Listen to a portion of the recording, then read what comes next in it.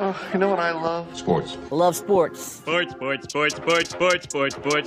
it comes to Texas A&M. Where are you getting this information? Let me tell you. Welcome to TexAgs.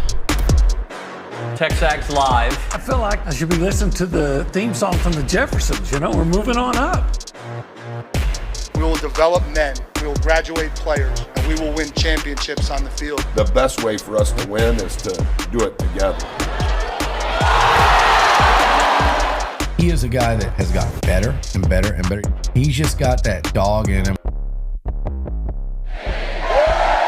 It's been special. The 12th man this past week was unbelievable.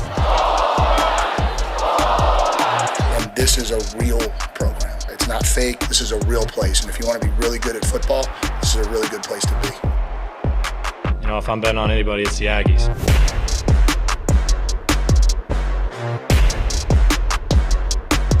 Buchanan, Nuño. we're going to talk some basketball here in a second. But for a moment, humor me, all right? Okay. Not for a moment. We're going to go back. We're going to be touching a lot of topics over the next hour, the next 3 hours, but with you for the next hour. Softball starts off a weekend where they go 6-0. Emily Kennedy with her second career no-hitter. Mm-hmm. That's good, right? Yeah, it's really good. Women's tennis, the Dreamweavers, Mark Weaver and his team. They are now in the semifinals of the ITA. And who did they beat? They beat Texas and Illinois over the weekend to move on. Got Oklahoma today. Yeah. Yeah. Later. In the semifinals. Not a bad week. Oh, and we had a baseball event Saturday, and a lot of people came out for that. Right. And then A&M basketball. Basketball wins at Missouri. Wade Taylor strikes again. Again. I feel like I could have written that movie, the A&M Missouri movie, because that game to me was a microcosm of who A&M is. Okay? Really, really good. Offensive drought. Uh-huh. Really, really good. Another offensive drought. And a lot of missed free throws. Key rebounds, key shots, and obviously a couple of big block shots. Heck yeah. Defensive plays on the road against a team that is undefeated at home. 15-0 was. And what did A&M do? They came out and beat them 67-64. Wade Taylor on a bounce pass from Anderson Garcia hit it from roughly almost the same spot that Manny Obaski shot from, the same area of the floor, on the last second shot to beat Ole Miss. Mm-hmm. From that right wing, nothing but net, Wade Taylor. And Wade just like... I think he had 3 3-pointers in the second half. It looked good from the moment he touched it. Like, I was like, it's good. Like, because I've seen that story before with Wade, right? And that's just the vibe. It was perfect. He came off the screen, he got open, he shot the ball, it was beautiful, and Anderson made the right pass. Yeah, was there a screen? Not a screen, sorry. Because what he did came was around the guy. He came up like he was going to take the ball, and then he did kind of a running back juke. Yep. And it was just enough. And then the pass, Anderson looked like he anticipated it. The pass could have been perfect. Everything was such in perfect rhythm, and then drained it. Of course, the guy Caleb Grill. He made it a little bit more interesting than I wanted to be on that last half court. Yeah, that was like when I saw it, I was like, nobody reacted, so I was like, it didn't go in, but it sure looked like on TV that it went in. Going close, but amazing. I don't think you can look. Wade Taylor was the star of the day, no doubt. You hit a shot, a 3-pointer. He's the headliner, but when you look at what they were doing inside, Henry Coleman had 16 rebounds. Pharrell Payne had 20 points and some blocks. He had a huge block with about 5 minutes to go when they were down 58-56. And Tamar Bates thinks he's going to go in for a monster dunk, right? And Payne just got in and rejected it. Perfect. And then on the not even a minute later, did he get fouled on the other end? No. Missouri looks like they're going to have a breakaway dunk, and Solomon Washington comes over to deny. I think the guy's name Marcus. I can't think of his last name. Number 1. So and then, man, did you see that one play? I think it made it 60-59. A&M was down. They were down 3, and Payne gets up a shot, misses it, gets a rebound, gets up a shot, misses it, gets a rebound, puts it in. I mean, he was just doing some work. He was doing some work. He is a difference maker for the team. And again, now in close games, the Ags are 8-2 when games are decided by 5 points or less. And in the SEC, they're all decided by 5 points or less. So that's pretty darn good, my friend. Yeah, they're a fun team to watch. They can be so frustrating and they can drive you crazy, and then at the end, they seem to, well, I won't say always because I was in Austin, but more often than not, they find a way to pull it out. And a great way to do it is just look at Wade Taylor. What a clutch player. Yeah, he is so clutch. So this is according to Luke Evangelist, who's done some great work on the stats. The Aggies have officially set the program record for the most wins over an AP top 25 opponents in a single season with 6. 6-2 against ranked opponents so far, and they have at least 4 left in SEC play. Right. Yeah. Before the SEC tournament and before the NCAA tournament. Right. Yeah. Look, we said it before. When Wade is healthy, they're as good as anybody in the country. And I don't know who's going to be number one. I assume Alabama's going to be number one on the next poll. Right. Because Florida dismantled Auburn. And Duke lost. Yep. So I think Alabama will be number one. Well, A&M wins that game if they shoot free throws. And did Wade play in that game? I don't think he did. I don't think he played in that game, so, there's all just the possibilities are so immense for this team. I can't wait for tomorrow night when they play Georgia. Yeah. I got Georgia on my mind. Like an old sweet song. Oh, did you want to talk halftime performance? Is that what you want to do? No, we'll do that later. I didn't see it. Okay, good.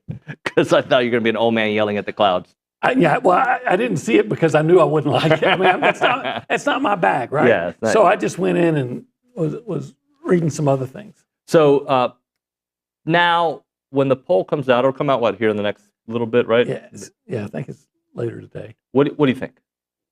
For A&M? 8, Well, 9? a couple teams losing, I would expect A&M to move up. I don't know that they're going to move up ahead of Duke, fall from number 2. But there was like 7 teams in the top 25 lost this weekend. And I would look for A&M to move up. Couple spots, man. Maybe to 8. Yeah. Probably more likely to 9, but maybe to 8. I hope 8. I mean, the higher the better. I'm all for it, especially this time of year. Now it's time to get really serious. I've seen several people, I think Rothstein, Tom Hart, others tweeting that. Tom Hart? Yeah, he tweeted this. That others have tweeted this, not just those guys. I've seen how many 1 seeds are going to come out of the SEC? Because right now, 5 legit teams today have a stake in what could be a 1 seed. Yeah, in fact, Tom Schubert and I were talking last week after the show, and we were saying, okay, Duke's a 1 seed, Alabama's a 1 seed, Auburn's a 1 seed. Who's the 4th 1 seed? Could be A&M. Could be Tennessee. Could be A&M. Could be Tennessee. Houston's out there. St. John's is playing good ball. Yeah. But I don't expect Florida, is a tough team. So I don't expect the SEC to have 3 1 seeds. I just don't. I don't either. But it's not out of their own possibility. No. And if Duke loses a couple more times, well, I think they're going to go 4 for 4. Look, a couple weeks ago, I wasn't sure that a 2 or 3 seed was going to happen because I know what the gauntlet that is still left. And I don't know if I still believe it per se but why not believe it, right? Every test that's been in front of them, they've pretty much passed. They're 8-2 in these close games. They're going to have a lot more opportunities. And then you look at the other teams. I didn't realize this. Great work by the folks on the board, the premium board at texags.com. Auburn's got a tough schedule the rest of the way. Everybody in the SEC does, but even harder than A&M does. Right. I'm not saying that Auburn's going to drop significantly. My point is there's still chaos to be had. Absolutely. There's still 8 games in conference play. And look, Georgia lost by 1 point against Mississippi State the other night. So Georgia's coming in here tomorrow night, and that's not going to be easy. Now, you feel good about the way the Aggies are playing. You feel great about them at home. And I think they're a better team than Georgia, but it's the same old thing. If you don't show up ready to play your best, if you don't have a good night, you can lose. You would not be surprised if they won 3 more games, right? So that would be, 6 in a row if they were able to do it. That doesn't mean they're going to be Georgia. I'm not jumping ahead. My point is they're going to be favored in the next at least 2, possibly 3 Probably, games. Right? I don't know if they'll be favored on the road against Mississippi State or not. Right. They will be favored, but like I said, look what Georgia's no pushover, and Arkansas finally lost by 4 to Alabama. Probably the number 1 team in the country, Alabama. Probably. So it's not going to be easy. It's not supposed to be easy. Thing is, now you can go into difficult games feeling like you're going to win, not hoping to win, feeling like you're going to win because they're that good. Well, there was in the Texas game had some what's the word I'm looking for here? I have some PTSD from that game. Mm-hmm. But if you look at the totality of the season, okay, they have done this all year long. What they did this weekend against Missouri shouldn't surprise us. Not that it does, because this is what they do. They beat good teams. Yeah, look, I knew that we all knew the Missouri game was going to be tough. They're 15-0 at home. They're ranked 15th in the country. They've had some big wins. And if you watch that game and said, well, it's only Missouri, they didn't look great, then you're not ever going to be sold. Yeah. You're never going to be convinced. That was a dang impressive win. So the Aggies have won 4 SEC road games, all decided by 4 points or less. That includes victories over previously undefeated home teams. Those teams are Oklahoma, Ole Miss, and Missouri now. Yeah, hopefully they can keep it going. But my focus is on Georgia. Yeah. Georgia, because, again, you stumble there. Yeah, now you got to protect your home court. If you can protect your home court from here on out, then, of course, that means you got Tennessee and Auburn coming here. But if you can, a 2 seed is very within reach. Could you imagine a 2 seed? I can imagine it. If they said, all right, OB, this is just to make OB mad or happy. 2 seed, got to go to Wichita. 3 seed, you go to Denver. I'm taking the 2 seed. I'm sorry. Yeah, I mean, I want to win. Yes, and I want the most advantageous path. So yeah, beautiful Wichita. It's a little oasis. They got restaurants there. They got Luby's or something. Yeah, I'm sure it's got to be. Got to be at least a Denny's. Denny's are everywhere. Waffle House, maybe. I don't know. I don't know. Yeah. Anyway, Wade Taylor in the regular season, can he average 14.3 points a game? Yes. The rest of the way. He's going to have a game where he's going to hit 30. I just believe it. Yes, he can. Because then, in fact, I'll be surprised. He'll break the all-time record. Yeah, I would be surprised if he doesn't break the all-time record before the season ends. Yeah. I'd be surprised. Bernard King, by the way. Hopefully he does it early. Hopefully he does it at Reed Arena. Doesn't have to do it in Baton Rouge in that last game. Yeah. But you know what? If he doesn't and he goes into Baton Rouge with a chance, I might have to make that drive over. You may have to do it anyway. I mean, you got reasons to go watch good basketball and stuff. Yeah. Other stuff. Yeah, I do. I don't know if the young man may be out partying. He may have different plans out there. I think it means more for me to see him than it does for him to see me. That's the age.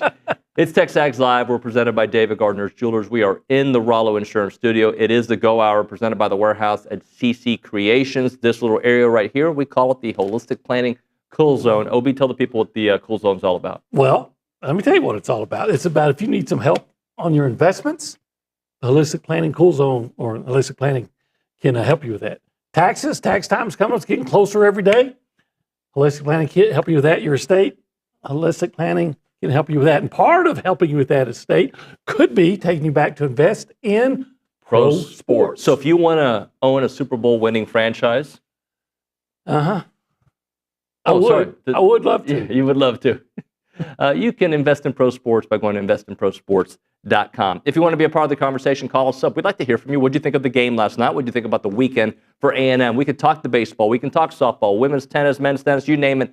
Everything is on the table to discuss. We got track and field and whatnot. Do it at 979-693-1150. If you call that number, we'll pick it up on the Puppies Catering hotline. You can text that number as well, 979-693-1150. We go around the room. We say hi to the people behind the glass. Is Nick Savage. Nick, good morning. Howdy, good morning, y'all. What's up? Well, I spent a lot of time out at Davis Diamond this weekend, and it was, couldn't be any better, right? 6-0 over the weekend, a big win over Baylor. They had to come from behind that was exciting. To win that one and took care of business the rest of the way. And 2 great weekends, one from Mac Barbara, who's, oh my goodness, probably the most already? fun. Yeah.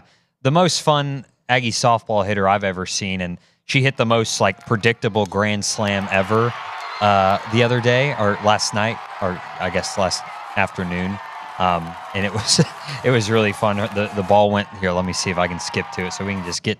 Here we go, right here. She just rocks it over the right field. Most predictable grand slam I've ever seen. And then Emily Kennedy had a great weekend. 3-0 record, 12 innings pitched, 10 strikeouts, 2 earned runs on the weekend. Yeah, like you mentioned, that no-hitter yesterday. And then Mac Barbaro, we could probably have given her one more home run because Ronnie talked about that one that she hit on Thursday. The one that she hit on Thursday that they took away because it was too close to the foul pole, but most people thought it was a home run. Yeah. She's probably going to hit. I wonder what the record is, the A&M record for home runs. Well, we can fact check that. I'm sure Nick will be able to find it. Is it that Vidalis young lady? It could be. I don't know. Is it Tori Vidalis? Nick, if you can look up for us the all-time home run record for A&M softball. Let's go to the Angry Elephant News and Social Center. Aggies gather at the Angry Elephant. And we've got Carter Adams in the house. Carter, what up, buddy? How we doing, guys? Good. I'm going to speak for both of us, are doing well. Very good. It's good to hear. What do you got for us? I've got some more hype on the softball train. Give me more. Big weekend. Texas A&M finishing 6-0, including a win over number 19 Baylor in the Aggie Classic. This past Sunday's game had Texas A&M beating Purdue 11-0 in a run rule victory. Key highlight, obviously, Emily Kennedy threw her second career no-hitter. The game ended on a runner interference call after a routine grounder hit Purdue's base runner. Some offensive highlights, Mac Barbara hit a grand slam in the second inning, her first for A&M and third home run of the season. A&M added a run in the third and scored 6 in the fourth, capitalizing on Purdue's 3 errors. There were 8,374 fans attending the 4-day Aggie Classic. And Texas A&M will face Wichita State on Thursday at 4 p.m. at the Shriners Children's Clearwater Invitational. You can watch on ESPN+. Awesome. What else do you have for us? So we've got some track and field news as well. Texas A&M track and field concluded its final indoor regular season home meet with a national leading mark in the men's 4x400 meter relay. That's a fun race to watch.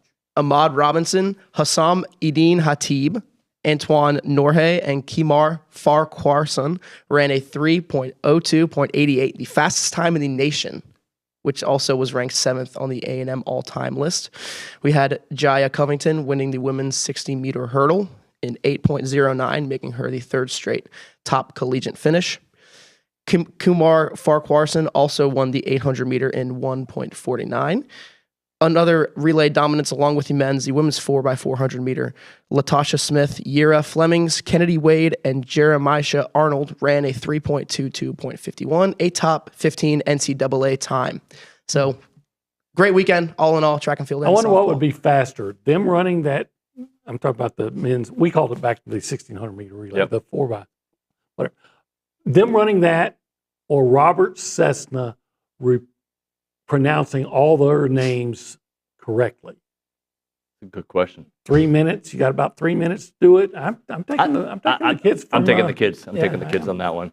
OB, we got a busy show today. All right, let's hear. I'm just going to give you the headliners, okay? Because you know some of the other particulars. The headliners. The headline. Are you familiar with Michael Earley? I am. He will be calling the show. Oh, he might be in studio, actually. I'm not actually. He's going to be on the show at 9 a.m. I've been hearing a lot about Early of late. Yeah, I like that. Well played. And then Buzz Williams at 10 a.m. Yeah, I'm going to be talking to him around 1 o'clock today. So plenty of Aggie coaches on the program. And then I'm going to allow you to have a dream scenario where you get to take them to go eat lunch and ask them anything you want to ask them. Gosh, like dream scenario. Yeah, it would be a dream scenario because it's only Monday, but if it was Thursday or Friday or Saturday, it would be a dream come true to take them to 1775 barbecue and have the succulent brisket or that jalapeno cheese sausage. Tell me more. Well, they got turkey, they got pulled pork, they got pork ribs, and of course, this is the first time you've put pork ribs at the end. Well, I like to save the best for last. Yeah, I know that about you.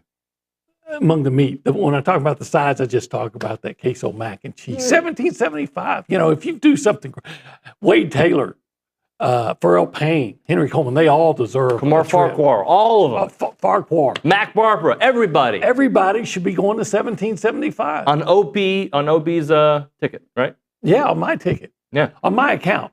On account, I have no money. That's the ticket right there. It is 1775. They're open Thursday through Saturday, 11 a.m. until they're sold out. Online ordering turns off at 10 a.m. 8203 Raymond Sarcer Parkway in College Station, 979-492-6241. It's 1775txbbq.com.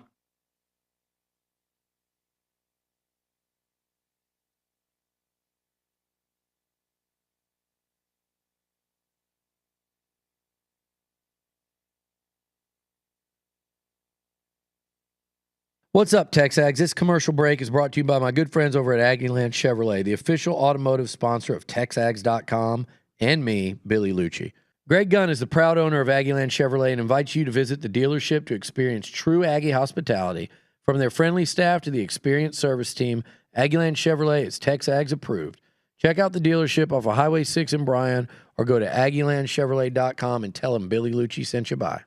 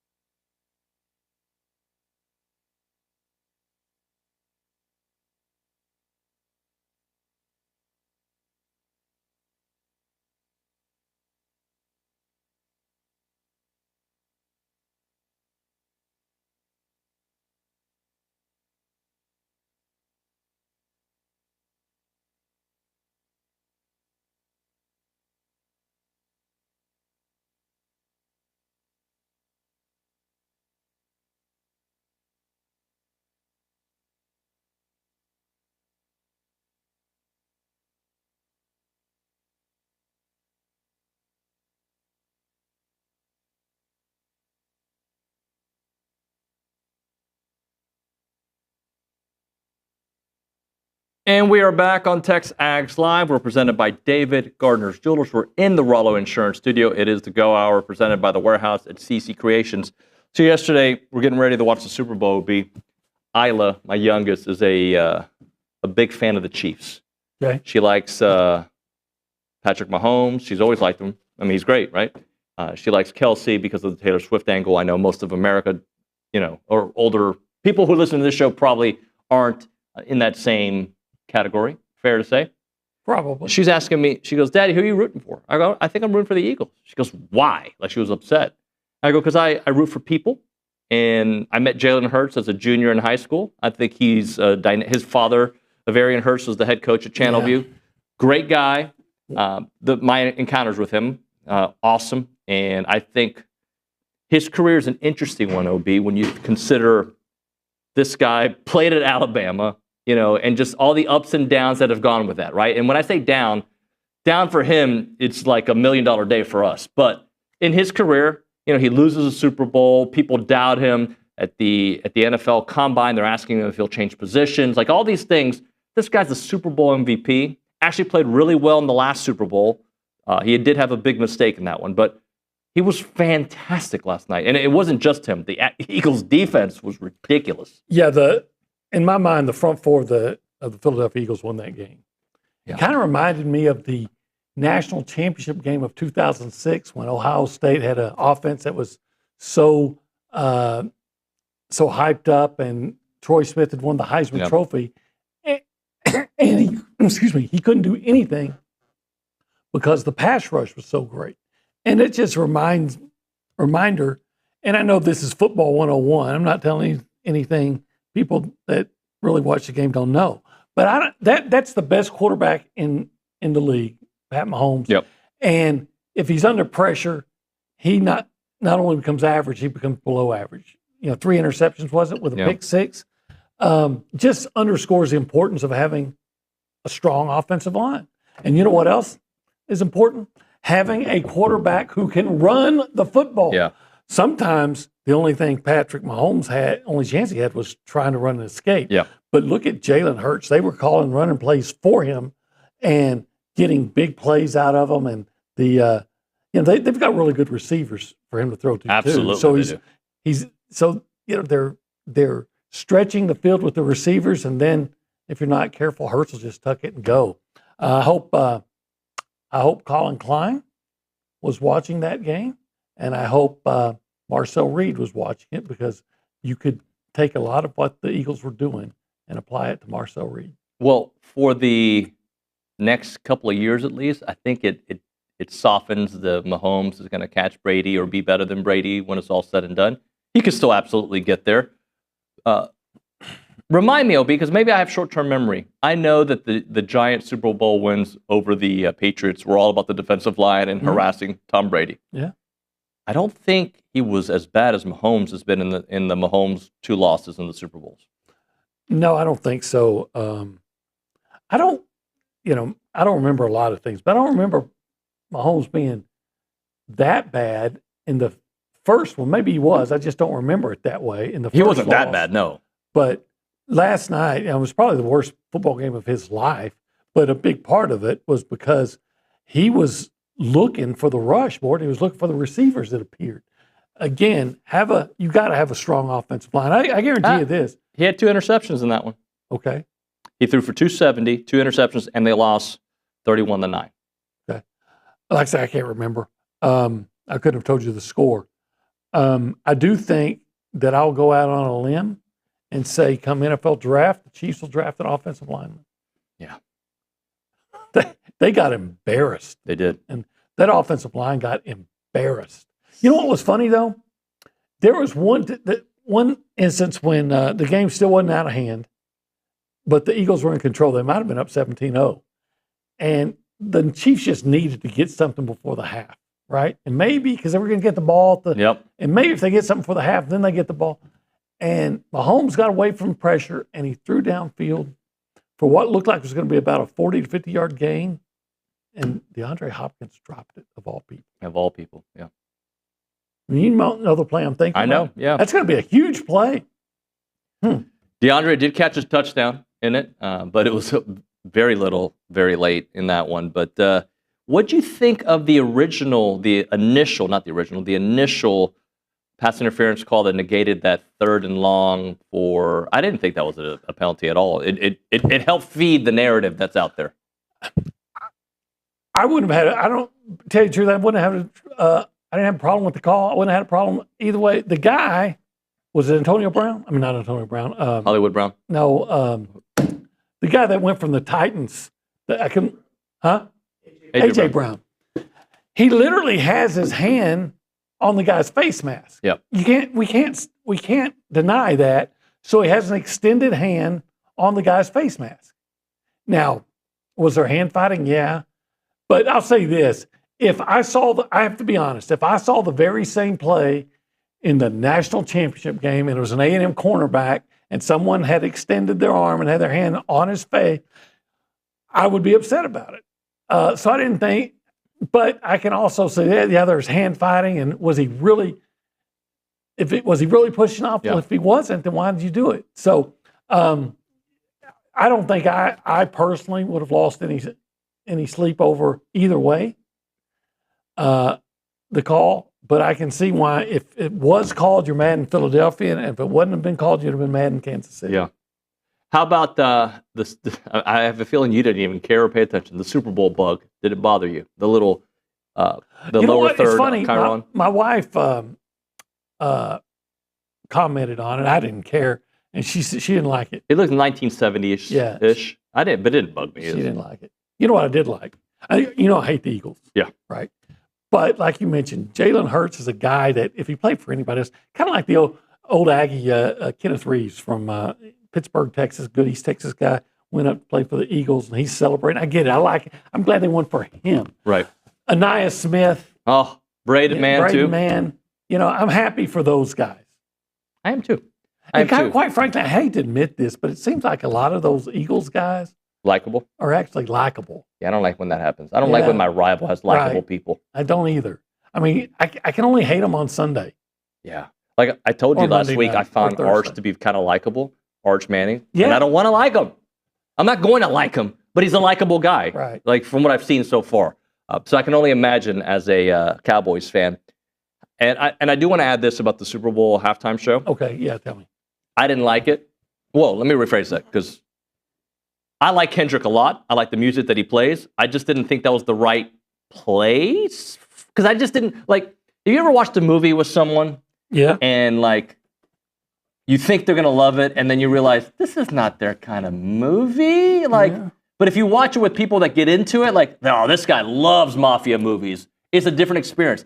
And the Super Bowl is a very hard thing to do, but I feel like you have to be in the circle of no to understand the beef with Kendrick and Drake and the music. I didn't, from that perspective, I didn't love it. Having to explain to people, well, this is what it's about. This is why it was a big deal. But I like that they switch it up every year. I do like that. Somebody was tweeting that it should have been Morgan Wallen. I saw Skip Bayless tweet that it should have been Lil Wayne because he's from New Orleans. I think it would have been cool to have Lil Wayne make an appearance there. But the biggest rap star in the world right now is Kendrick Lamar. So I get that. Here's what I have a problem with is that I saw, it's actually a local woman on Facebook or maybe some other social media said, if you didn't like it, you're racist. Can't people just, if they didn't like it, can it be because they just didn't like it? You said that it wasn't necessarily. I love the music. I just didn't feel like the performance was all that in that environment. And you said the thing about. It's kind of like the Tony Hinchcliffe, right? I don't know if you know who Tony Hinchcliffe is. He's the comedian that got in trouble at one of the Trump rallies. Oh, okay. Right? That wasn't the right place for Tony Hinchcliffe. You go to his show, I feel like it is. But again, you can't make everybody happy at a Super Bowl. At anything. Right? Because there have been Super Bowl I remember when J-Lo and Shakira performed, people were upset about that one. The Black Eyed Peas, even Prince. No, Prince was great. Prince was great. Last year, I did not like at all Usher. I'm not a fan of Lady Gaga, but when she did that show in Houston, it was really pretty good. Yeah, I'm not a Lady Gaga fan either, but that was a good performance. I just think that, hey, look, some people like me, that's just not my bag. So why am I going to watch something that I know I'm not going to like? Yeah. And you can say, oh, yeah, well, how do you know? Because it's just not my genre. Well, look, okay, there might be a song that they played like last. I watched the Usher Raymond one last year, but I didn't. It wasn't bad. It wasn't my music. Well, I've seen on social media that he was made a statement. I'm talking about Lamar Kendrick. Lamar Consolidated Kendrick. He made a statement about, is it Drake? Yeah, being. So block one? Yes. Undesirable. Now, is that really, like you were saying, is that really the place? Well, we should probably hit a break here. I'll just say this. That song was the most popular song in the world for a while. So you almost can't have Kendrick. I was surprised he did the line and he did the whole, but that song was that big. I just wonder if someone from the NFL, when they take these people, say, oh, when they book them, say, okay, we want to know what the show is, and we're going to have some, we're going to have some control. Some, because isn't this guy Drake? Isn't he like a big Isn't he involved in endorsements of one of the NFL's biggest sponsors? Probably. Drake from State Farm. He is on there. You're right. Yeah. See, if I was with the NFL, I might say, I'm not. Yeah, I don't want that. All right, we're way late for a break. Can we talk some more basketball? Sure, I'd love to talk basketball. Okay, good. I'm going to pick your brain about it. We're just going to chit-chat. Rollo Insurance, the difference is real. They're an independent insurance company built around educating you on exactly what you're paying for, doing the shopping for you so that you can accomplish all of your insurance goals. If you're tired of gamesmanship, ready to straight talk from people who are good people, get objective and get consultation, get it right with Rollo Insurance Group. Learn more at rolloinsurance.com/TexAgs. You can call them up. You can go straight to the website and get your own personal agent today and get it started. It is an easy number to remember, 888-44-ROLLO, 888-44-ROLLO, or go to rolloinsurance.com/TexAgs. Again, that is rolloinsurance.com/TexAgs.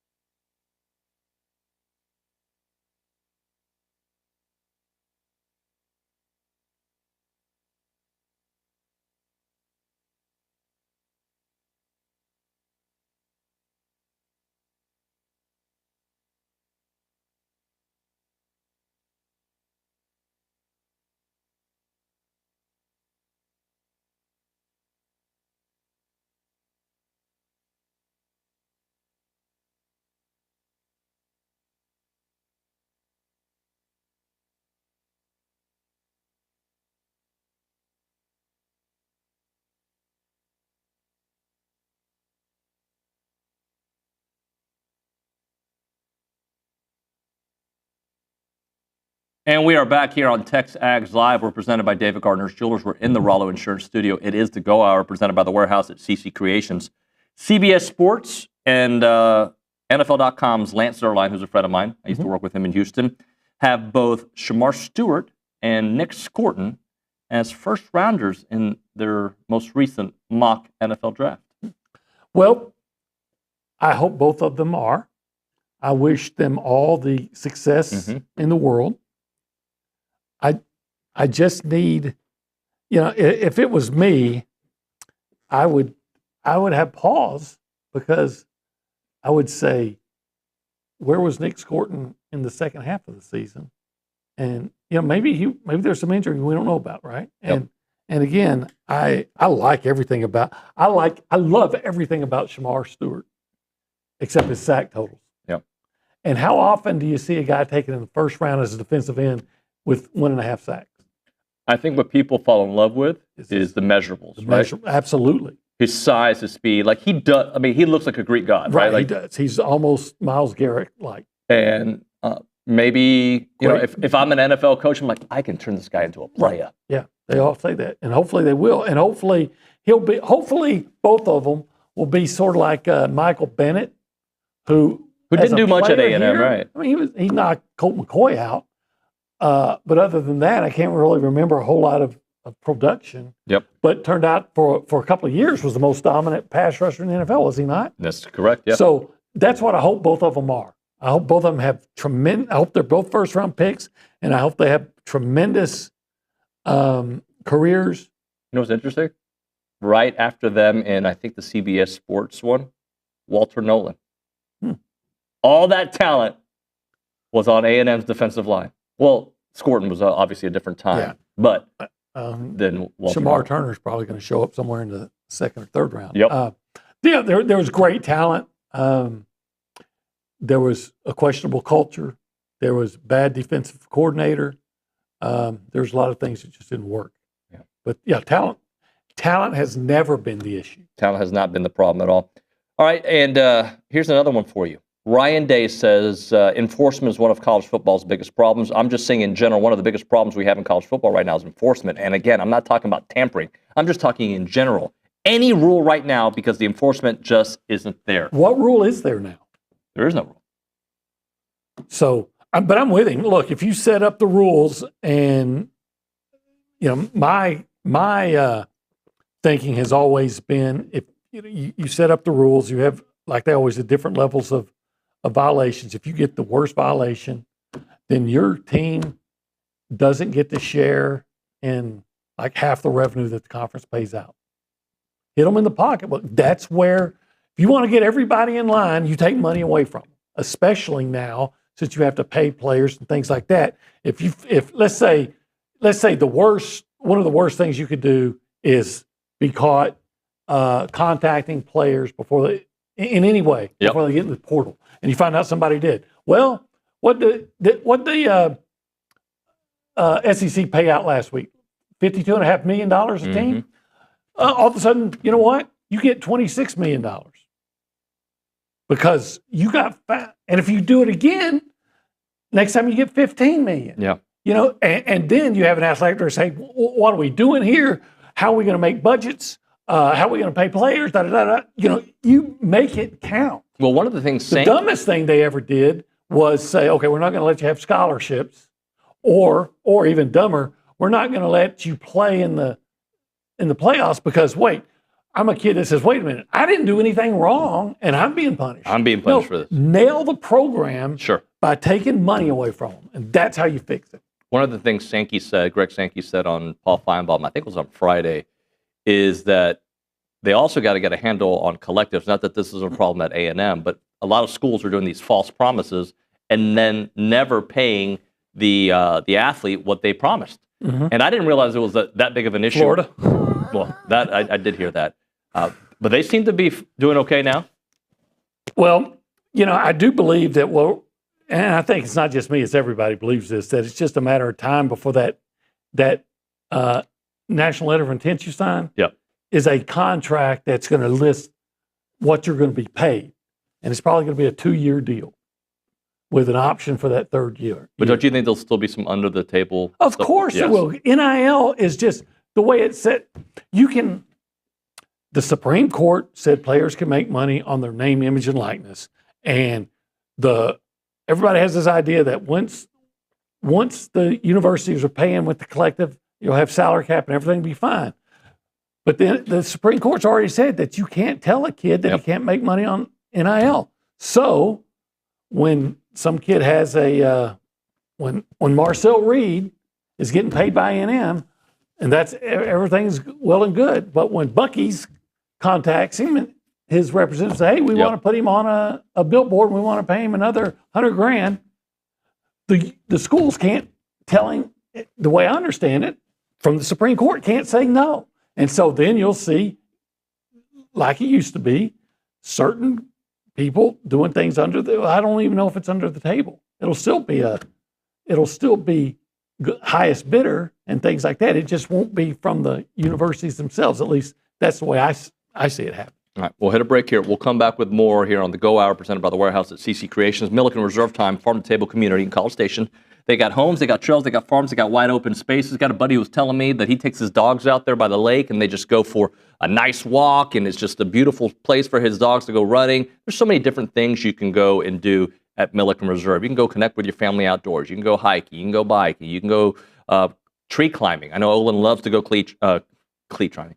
You love to go tree climbing. You can also go to the music festivals, the farmer markets, the farm tours. They've got evening yoga. They've got so many different activities you can do at Milliken Reserve, and they're committed to maintaining and restoring that beautiful natural habitat. Learn more at millikenreserve.com. That website, again, is millikenreserve.com.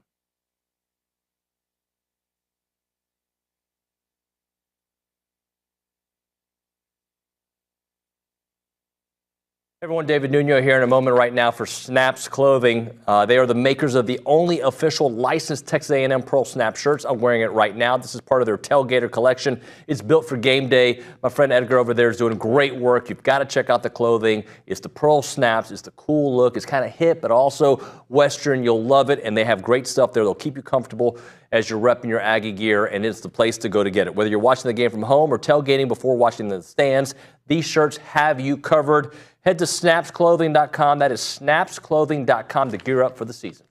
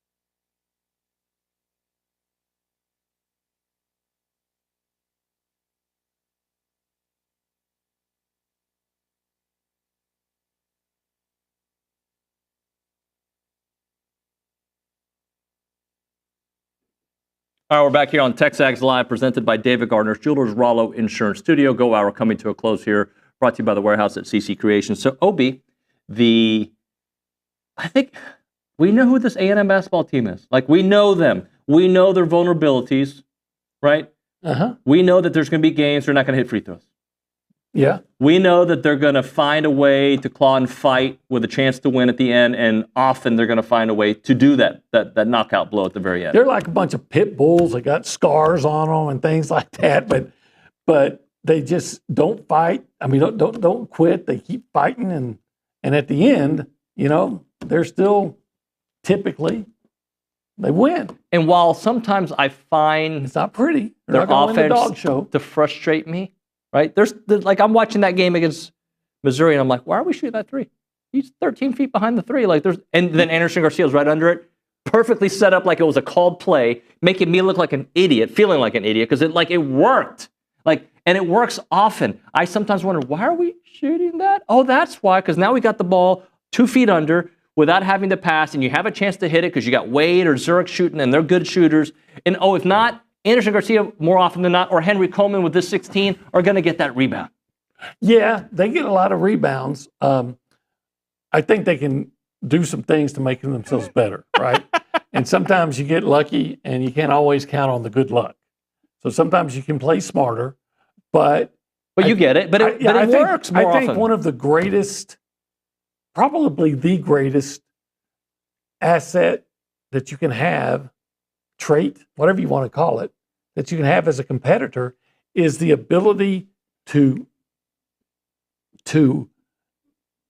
make plays when the pressure is at the highest.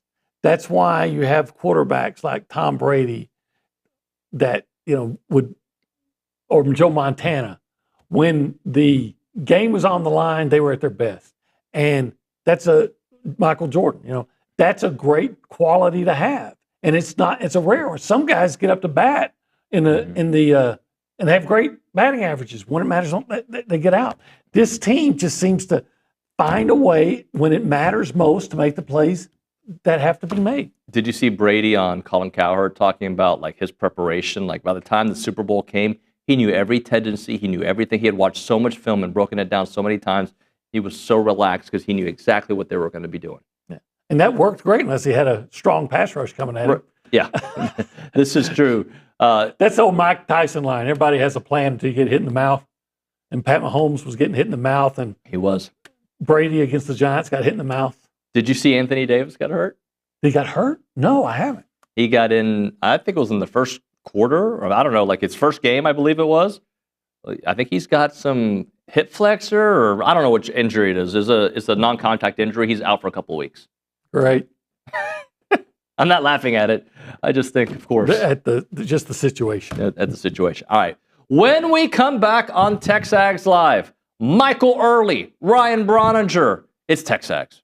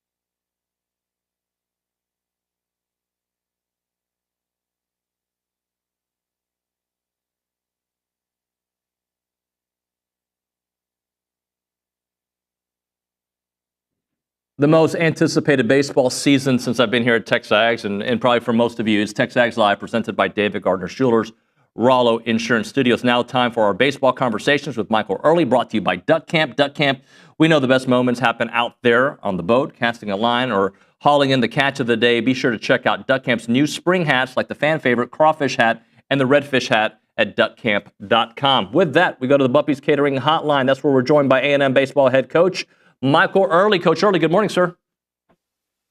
Good morning. How y'all doing? We're good, man. So, all right, I've had some talks with Bronny. I can understand you probably have so many things you're trying to accomplish before this first game. Just how have these last couple of weeks have gone, knowing that it all goes live this weekend?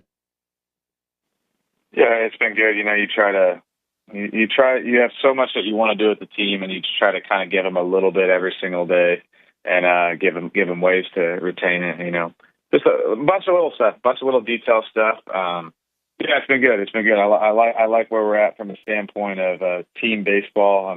You know, we got our little injuries, a little banged up, some guys. You know, we went through the flu really bad a few weeks ago, but it's all kind of shaping up this week. How much have you learned about yourself over the last few months? A lot. I mean, it's been obviously, I'm past the, I don't know if you call it the honeymoon stage, or my eyes are super bright. I can't believe I get to be the coach here type of feeling I think I had the first couple of weeks to, you know, really getting settled in. It's just been, and that's all because, you know, everyone around me, my coaching staff, the players, administration, just all the support I've gotten. It's helped me out a ton, and it's been obviously a really cool experience, but I'm kind of past that at this point. Like my eyes they're normal now, and I'm just ready to go play some baseball.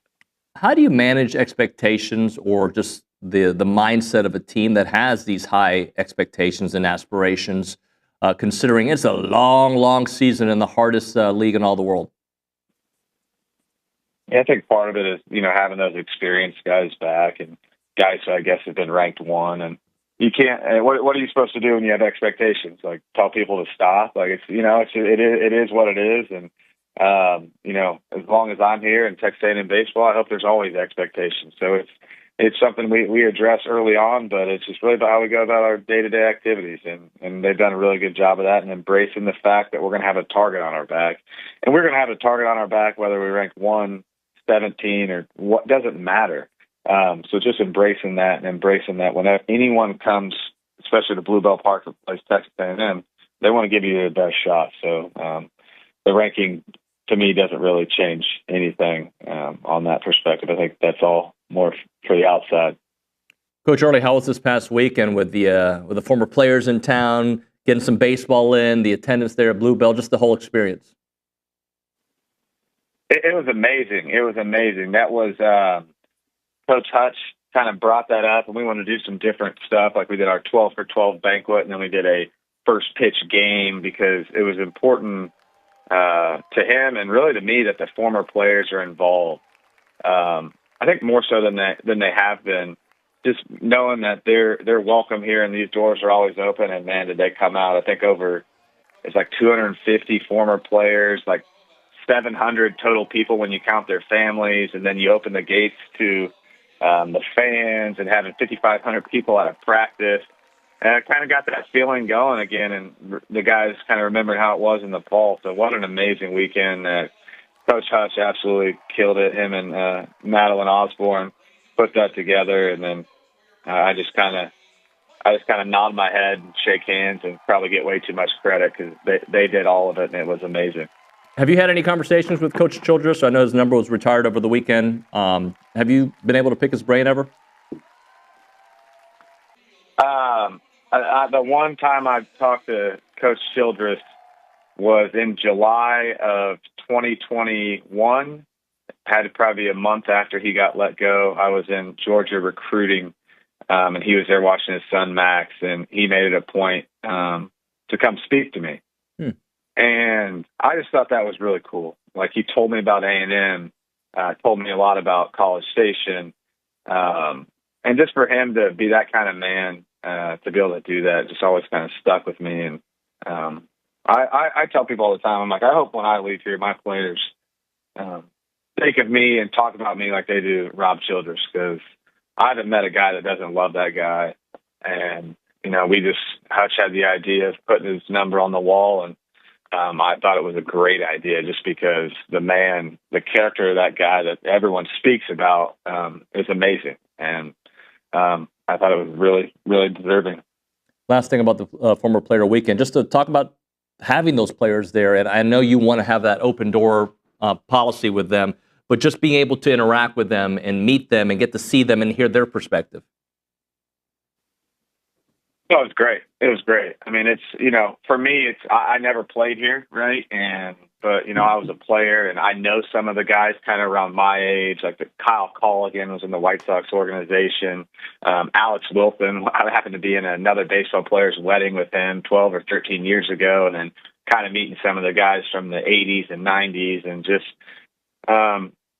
hearing them talk about how important Texas A&M is to them, and just getting to see them get together with their old buddies and have a good time. So it was great. The weather helped a ton, obviously, but it couldn't have went any better. And I know there's some excitement around the team this year, but I'm hoping we can keep that thing going every year, because I want to make sure those people can get back and bring their kids. And when some of the younger guys like Austin Boast here in the next few years and guys like that were out there start having families and they get to bring their kids out here, it was just, it was great. I mean, I was so happy about it.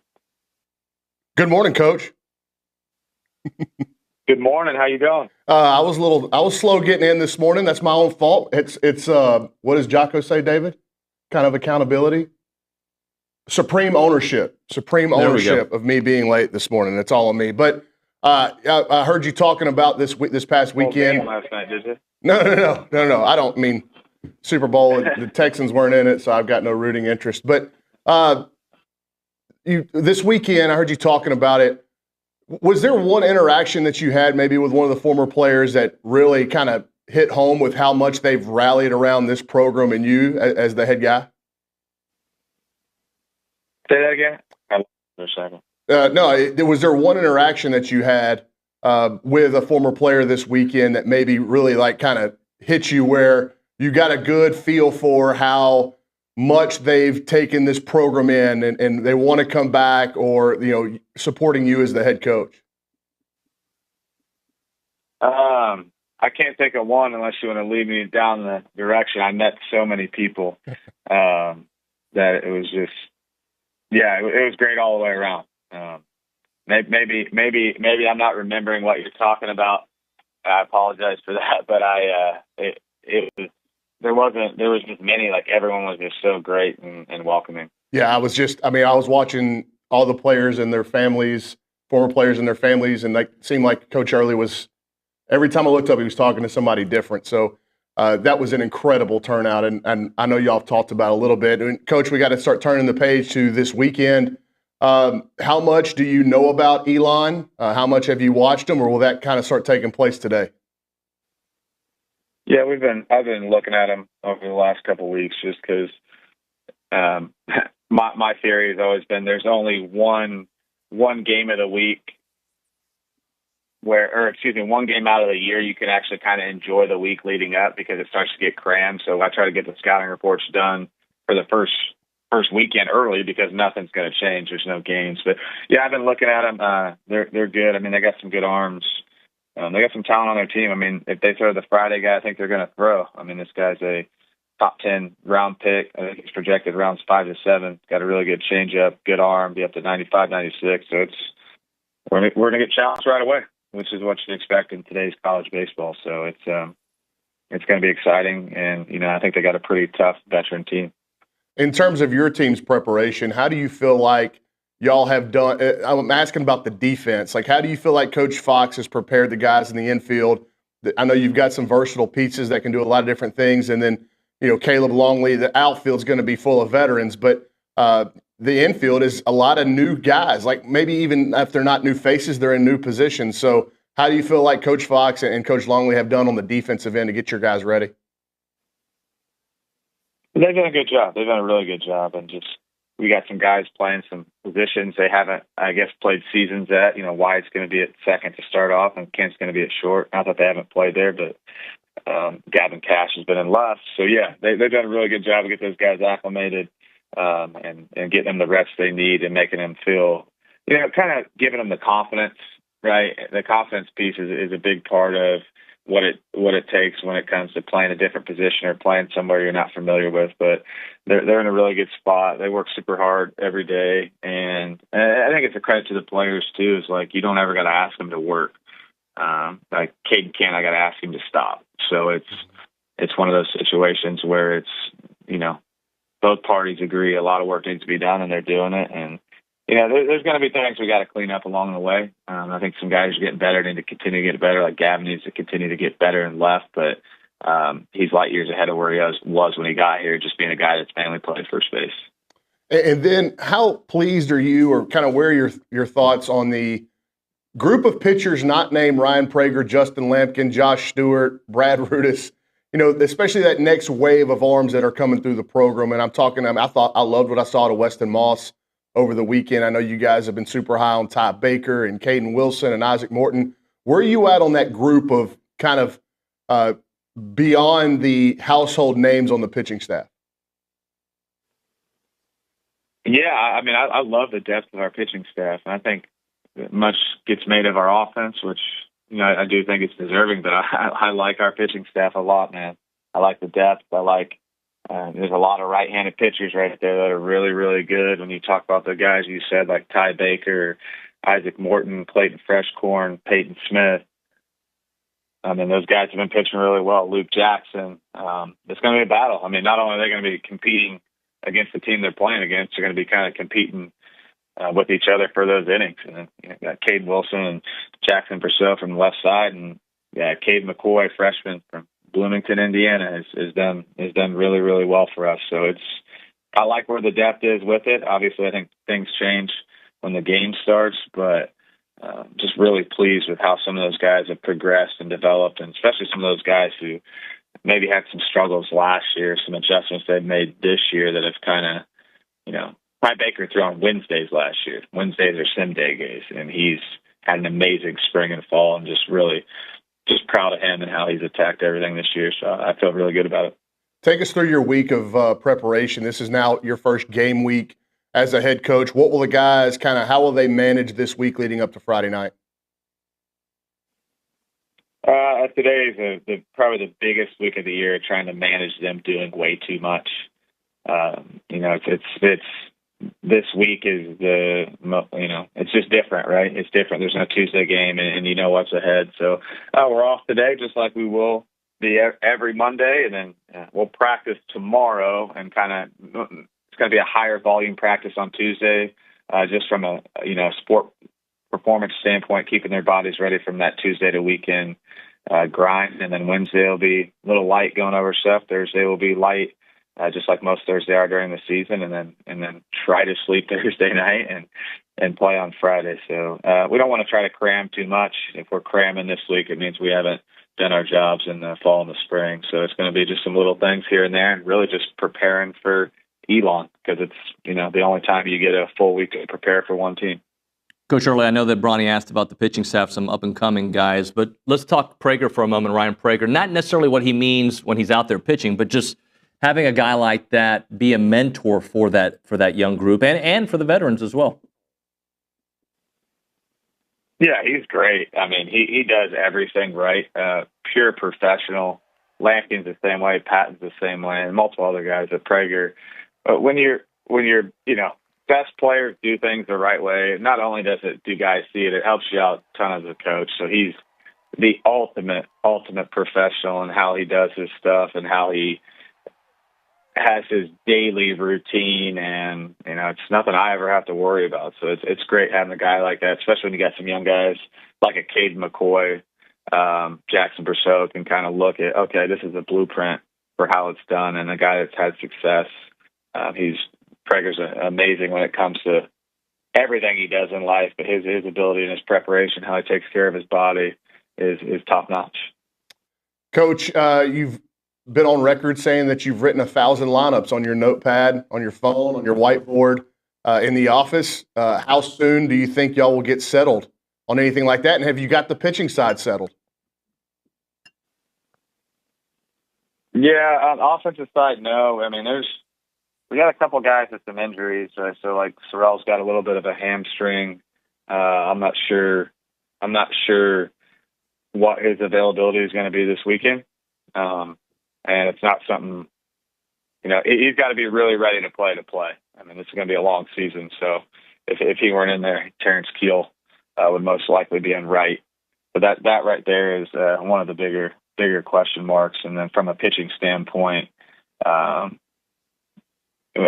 say it's pretty settled right now. We'll go Prager, Lampkin, Patton, 3 left-handers on the weekend, Friday, Saturday, Sunday. So those are throughout the question mark, but that's what the pitching's going to be. And then still, I think there's been questions about first base and catcher. I'll kind of let the week play out, but I got a pretty good idea where we're going to go at least game one of both those positions. Coach Earley, really appreciate you coming on with us, and look forward to talking to you all throughout the season, sir. Thanks for having me, guys. Thank you. Thank you. Michael Earley here on the Buffy's Catering Hotline. We'll come back with more with Bronny and do a deep dive into this season. We're going to talk to you a lot this week, so we got a lot of stuff going on baseball-wise.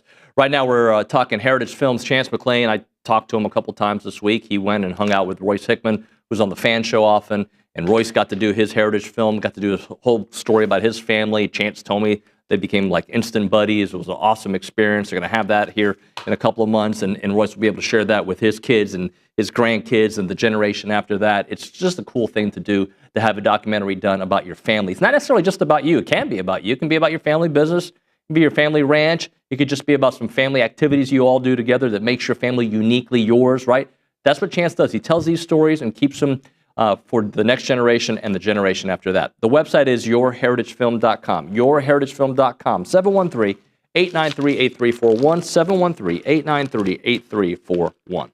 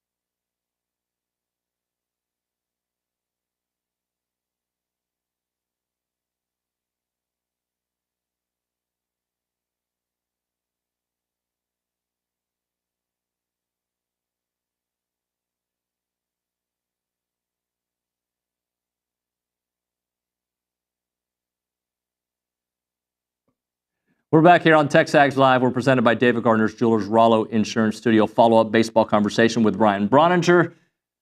Got some interesting information there in that conversation. First interview of the preseason with Coach Earley, or of the season with Coach Earley, and he gives us the starting rotation. Not a surprise that it's going to be Prager, Lampkin, and Patton, but for him to say it, it confirms what we expected and anticipated. And then I thought the other interesting thing is we've known that Caden Sorrell has been nursing a hamstring for the last couple of weeks. He's been I've been out there a couple of times where he's played in the outfield. Yep. But I would think that they are just being precautionary. I would imagine he's fine because if it was something really wrong, he wouldn't be having at bats. He wouldn't be. At least he's running about 50% around the bases the other day. He hit a home run off of Weston Moss that was the ball was melted. It was over section 12, and so he certainly has done things that look like normal Caden Sorrell. But Coach Earley's right. You're playing a 56-game season. Plenty of time. You don't need to rush him out there to potentially make it worse to start the year if he's not 1,000% ready. Those hamstrings can be nagging where it actually happened to me at McNeese my junior year. I pulled it stretching for a ball at first base, and then I kept trying to come back. For some reason, back then, 2 weeks is like, all right, you've been out for 2 weeks. Let's try it again. And I just kept kind of re-injuring it, and I never could get over it. I fought it the entire year. So you don't want to have him keep going on the shelf if you can avoid it. So sit him out for as long as he needs to here in the first month of the season to make sure that he's ready for the gauntlet of the SEC schedule. So it was interesting that Coach Earley was talking about how he might not be ready to go in opening weekend. I thought he would, but if he's not, the name he said that would replace him in right field was Terrence Kill Jr. And if you went out to the first pitch scrimmage on Saturday, he put on an absolute show. I mean, this kid, the athleticism is clearly there. You can look at him, and you've seen him come in here, just a really good-looking athlete, right? But the baseball skill, and to a certain extent, Marco Jones is like this. That these guys, I saw your video with him, yeah. These guys are just so freakishly athletic that the jumps they can make in short periods of time are greater than most other people. And the cool thing about this roster is that whether it be the freshman class or even the upperclassmen, you've got guys layered throughout that are of that ilk in terms of athlete. But TK, he hit a soft floater over the infield with 2 strikes in his first at bat and never stopped running. It's a single for everybody else just about in the country.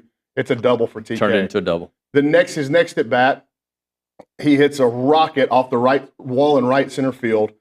Bear Harrison, the catcher's on first base when he hits it. He almost caught Bear Harrison, who has a 90, 100-foot head start on him. Yeah. Bear ended up getting thrown out the plate on a great relay. I mean, there was some really good baseball stuff that happened. If you're watching that game and you're looking, when you go to Maroon White football scrimmage, it's kind of hard to assess because you don't know, if the offense scores a bunch of points, does that mean the defense thinks? Right. The other day on Saturday at that scrimmage, there was a lot of stuff you could go, that's really good. Offense, defense, pitching, base running. There was a lot of good stuff that stood out, and there was very few moments where you're going, oh, that doesn't look great. That's bad baseball. A lot of that, I think, can be assessed to just being an older, experienced team, but you also have to look at the quality up and down. But so it was a great relay that gets Bear Harrison at the plate. But I had multiple people around me because I was watching the relay. We had multiple people around me talk, you could hear him going, look at TK. And he was cooking around the bases. Was he? He is so much fun to watch, man. And I like that if, Caden Sorrell can go, he needs to play. If he can play, he needs to play. But you have an option. If he can't, I like getting guys like Terrence Kill Jr. and even Sawyer Farr, who's dealing with a little back thing right now. I don't know if he's going to be available for opening weekend. But getting those 2 freshmen out there early, under the bright lights. They played in those fall exhibitions, and I'm sure that will help in terms of closing the gap in nerves of playing in front of a crowd that size. But it's still not the same until you get out there, and especially if it's opening night and you know what that crowd's going to be like. So I don't think TK given his bloodlines, given just how he handles himself. I don't think the moment's going to be too big for him, but you can understand as an 18-year-old running out there on the number one team in the country, what that might feel like for him and with his nerves. So here's the ball. If you're watching with us on YouTube, that ball is just flipped over the third baseman's head, and it's not even a close play at second. No. Look at that. So he's got a chance to do something a little bit different for this lineup, and he has just been sensational. This isn't Mike Earley putting him out there because the Aggies are thin and they've got to run a freshman out there. TK has earned this opportunity if he's in the opening day lineup due to Sorrell's injury. How do you see late inning pitching going? Well, right now, Clayton Freshcorn. Yeah, I mean, I could run you off probably about 5 names that could impact it back there. Look, Josh Stewart hasn't pitched in the preseason. He should be ready either this weekend or next, from what I understand. He's coming off of a shoulder deal that was structural, not ligament-based. So it was like more bone stuff than it was like ligaments and rotator cuff, which is a very important distinction when you're talking about shoulders. Sure. So it's something that they were pretty worried about in November and December, that they got a huge sigh of relief once the images came back and there was no structural damage. So he should be ready, and obviously with what he did last year down the stretch, him being an experienced guy on the back end of the bullpen, both he and Brad Rudis will probably figure in at least some on the back end of games. I think that's safe to say. But in terms of the new guys, Clayton Freshcorn, definitely. Ty Baker, he's throwing this pitch, and I'm going to have an article come out a little bit later today about these second-year pitchers, of which Clayton Freshcorn and Ty Baker are in that subset of arms. But Ty Baker, he's running up there 97, 99 miles an hour, and he's throwing this breaking ball that has metrics that it's almost a combination of true curveball, slider, and a splitter. Like, it's a weird kind of recipe to get to this breaking ball that is just giving people big-time fits. Sure. I don't even know what they're calling it yet, but it's really good. And so I would think Baker, Freshcorn, I think there's a situation where you could see Peyton Smith, who was really good in his inning the other day. That's an older guy that's been around the block a little bit, has had trouble with the strike zone in his career so far. If you throw it over the plate, the stuff's going to play at a really high level. Same deal with Isaac Morton. Yeah. Same deal with Isaac Morton. Like, Isaac Morton is without question the most talented arm on the team. Wow. I mean, he's throwing a slider this offseason or in this preseason buildup in a game that had 27 inches of horizontal movement. The plate's only 17 inches wide. Do you know where you have to start that for it to be a strike? You got to start it behind the hitter, a right-handed hitter. That's incredible as amount of movement. And then I saw video of some of his changeups that he's thrown in inter squads, and it looks like Greg Maddux. But and Richard wrote an article where Caleb Longley compared Isaac Morton to the movement of the baseball is Greg Maddux-esque at 7 miles an hour harder. That's ridiculous. So if you're looking for a power right-hander with just put away stuff to replace Chris Cortez, Isaac Morton's the guy. Could be the guy. Could be. He's got to keep making strides forward in terms of managing the strike zone, just like Chris Cortez did. Right. If you're a longtime Aggie baseball fan, he reminds me of Corbin Martin from the mid-2010s. Just an electric right arm, but the ball moves so much when he throws it, it's hard to rein it in. Yeah. It's almost like he can't even aim down the middle. Because if he aims down the middle, it's still going to be a ball going either direction.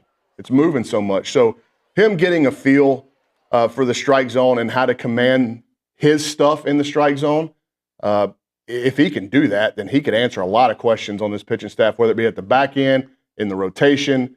That second-year group of arms, and that's going to be the kind of theme of my article today, is that group of second-year arms, if they all pitch to their capability, and it's a big group of them, but if they all pitch to their capability, or even 5 of the 8 or 5 of the 7, whatever it is, that could unlock the true potential and ceiling of this team because they're so talented. Sure.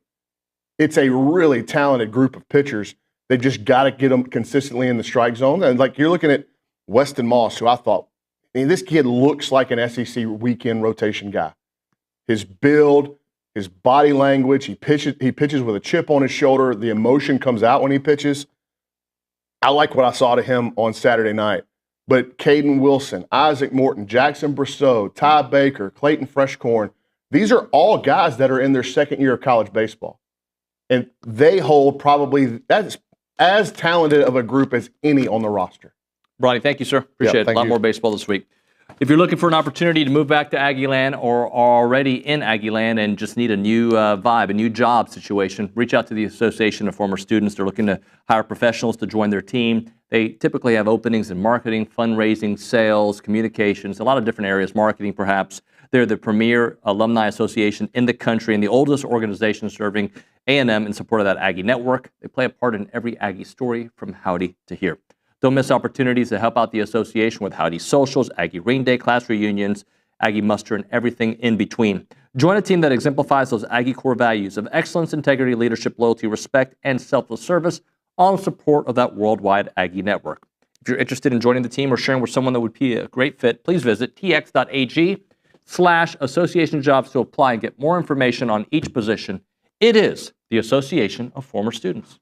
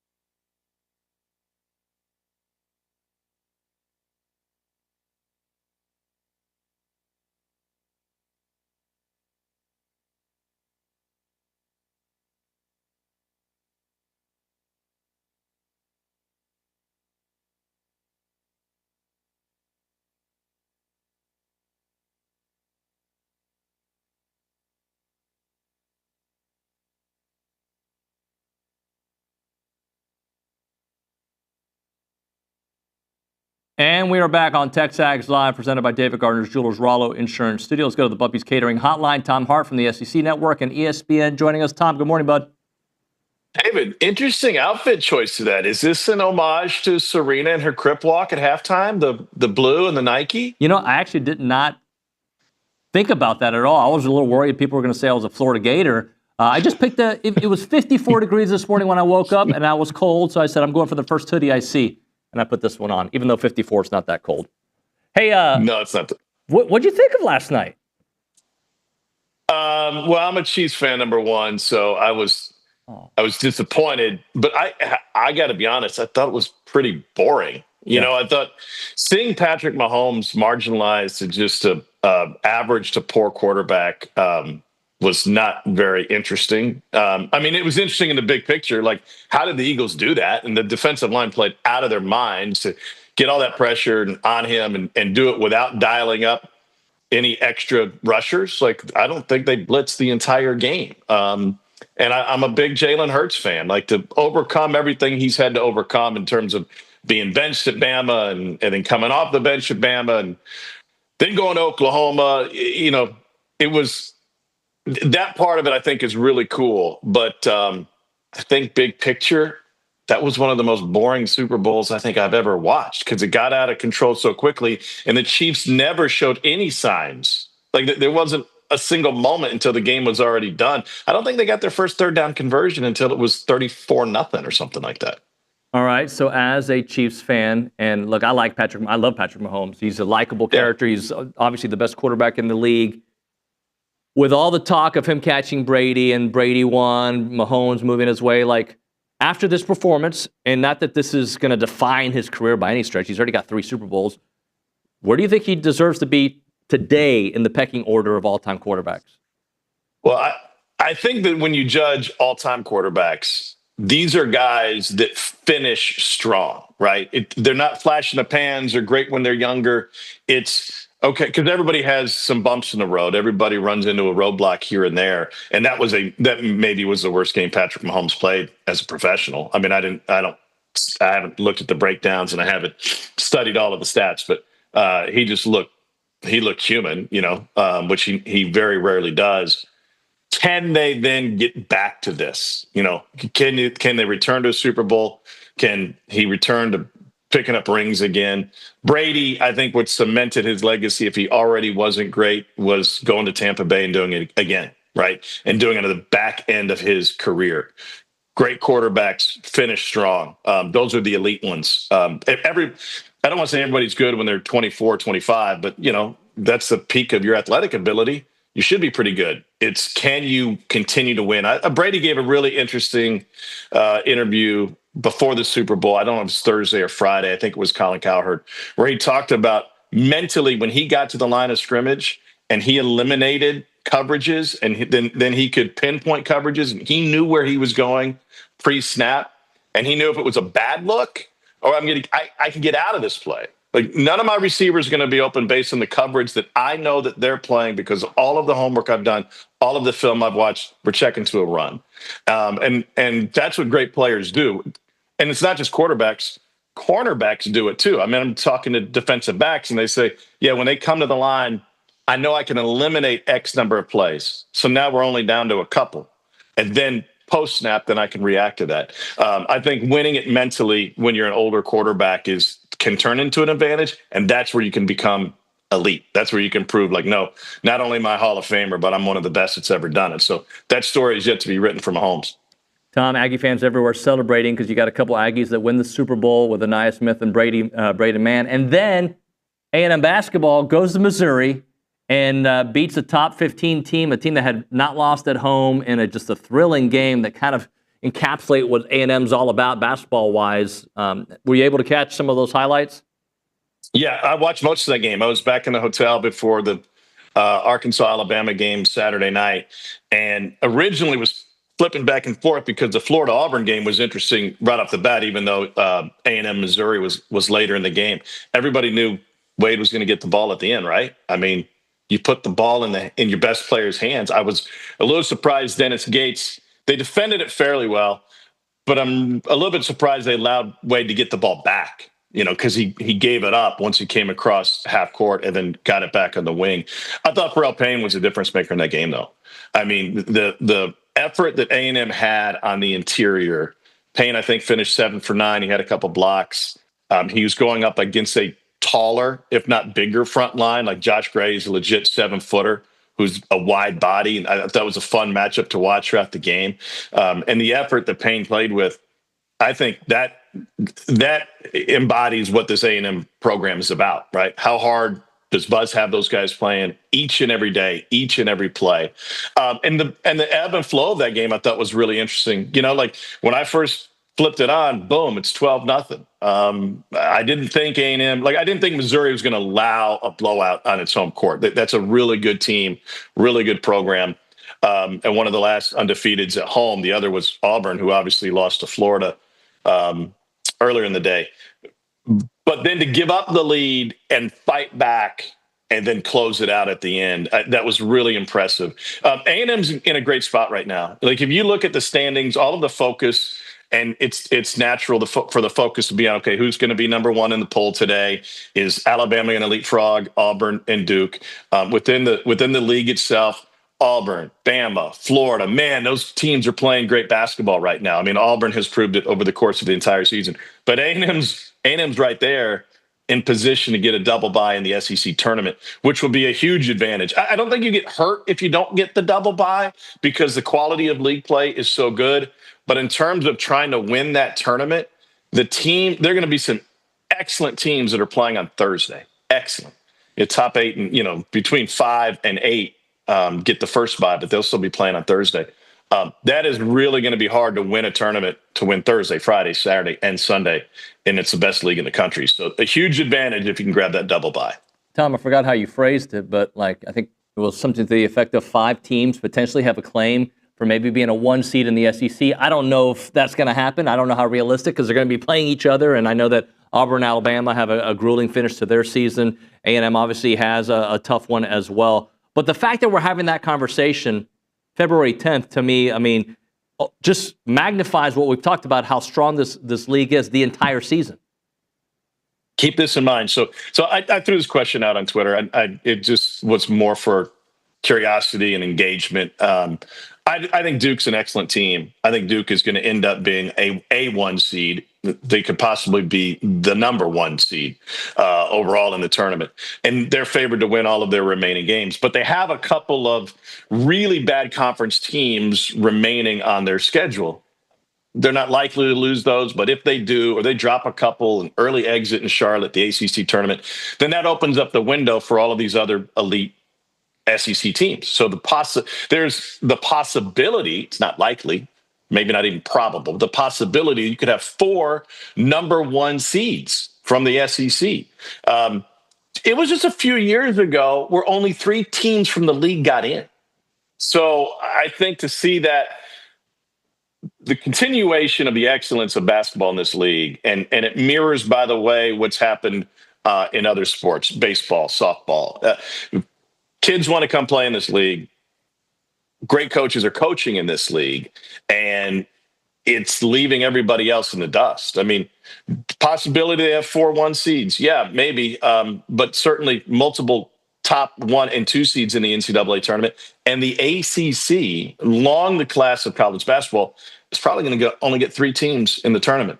Maybe 4, but likely 3. That says a lot about how dominant the SEC has been this year.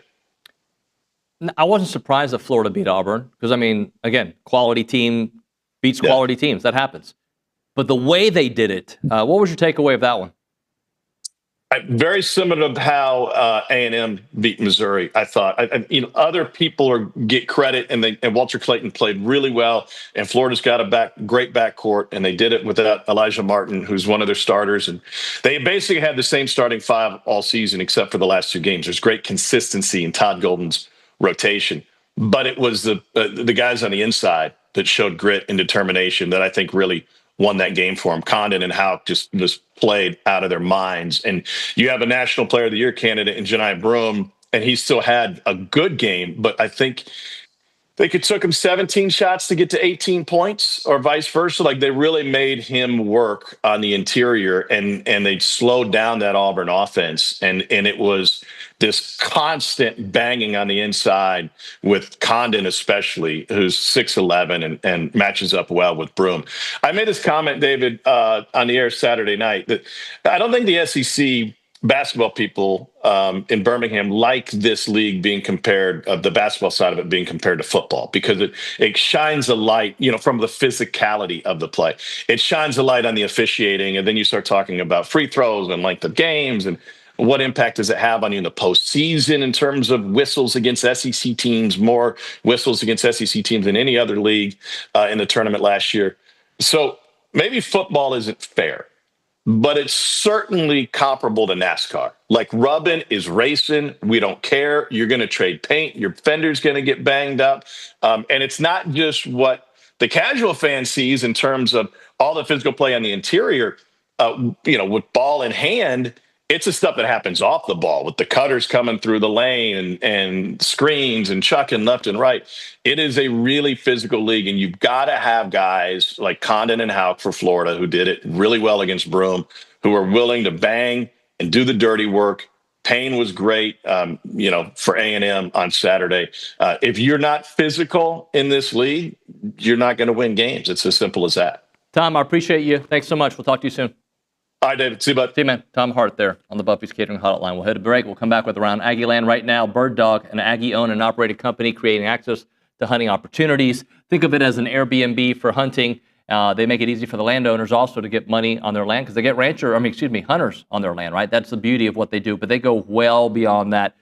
They're going to find you, if you're a ranch owner, you got some land, some tax benefits on your land, stuff that you're not even thinking about. We know about the obvious ones, right? The ag exemptions, the wildlife, but there's also some other opportunities you have not thought about. If you're farming or running cattle, let Bird Dog optimize that and find you the tax benefits. Some of their clients are making an extra $100 to $500 per acre of land. They can be your personal consultant and help you maximize the income on your land. So remember Bird Dog for all of your full-service hunting experiences, and for your landowners, let them help you make money for your ranch. The website is birddogit.com. That is birddogit.com. Please check it out.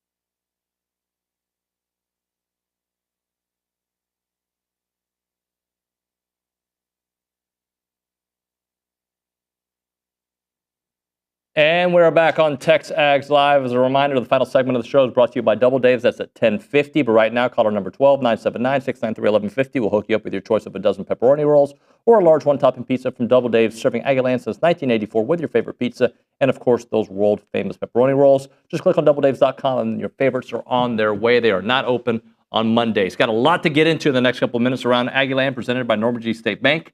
Norman G. State Bank, rock solid banking. The website is normangstatebank.com. And with that, Kay Naegeli. You are firing over there. You're just fast. I'm going to do the same. I'm going to repeat everything he just said, basically, except in sports version. Let's talk some women's basketball. Joni Taylor's Aggies, unfortunately, did fall in their 5th straight loss on Sunday afternoon. They lost to Mizzou 69-59. Really unfortunate stretch right now for the Aggies. They're playing with only 8 players due to just injuries. They have a shortened bench. Hopefully they have a bye, so hopefully they can get healthy, and then they will face Alabama on Monday, February 17th. Want to hit on some softball. They had a perfect weekend over at Davis Diamond. All these girls just were showing out this weekend. Want to talk a couple names. Mac Barbara, we talked a lot about her, hit .438 on the weekend with 3 home runs, 13 RBIs, and 4 walks in just 6 games. Kramer SJ hit .636 this weekend. She also had a SportsCenter top 10 catch. Emily Kennedy tossed a 5-inning no-hitter on Sunday versus Purdue. And then Sydney Lessentine pitched a complete game shutout. She is a freshman. She had 9 strikeouts in that game. That is the most by a freshman since 2016. A lot of good marks over there for Davis Diamond. Same on the Diamond front. We are just 4 days away from Michael Earley's debut as the head coach of the Fighting Texas Aggie baseball team, ranked number 1. We are really excited to see them get going against Elon on Friday.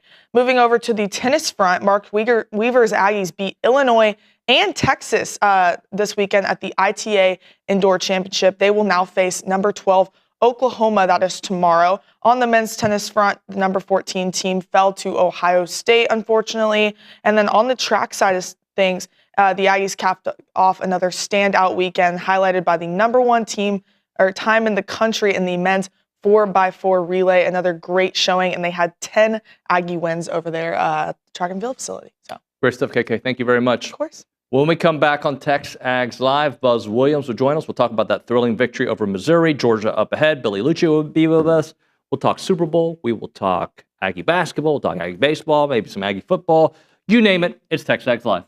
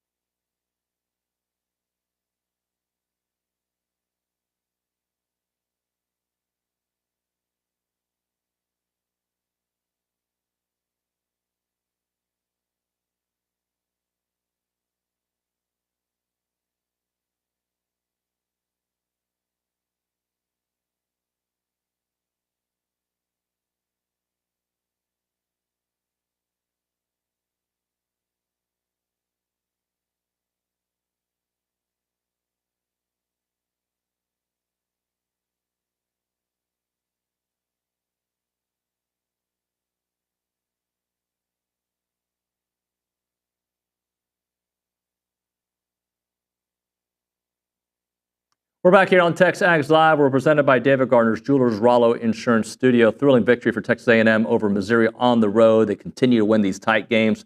Let's go to the Buppies Catering Hotline. That's where we find Buzz Williams to talk all about it in the week ahead. Buzz, good morning, sir. Good morning.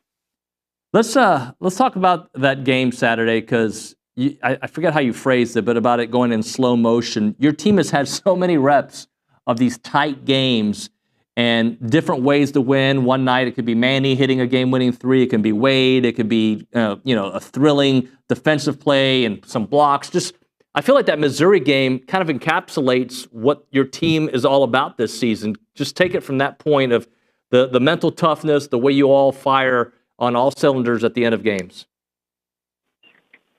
Yes, sir. All of those things I agree with. That was our 11th game that was decided in a 1 or 2 possession game. That's among the nation's best, particularly at the Power 4 level. I just think that specific to the SEC, it speaks to how thin the margin is, regardless of the record entering the arena.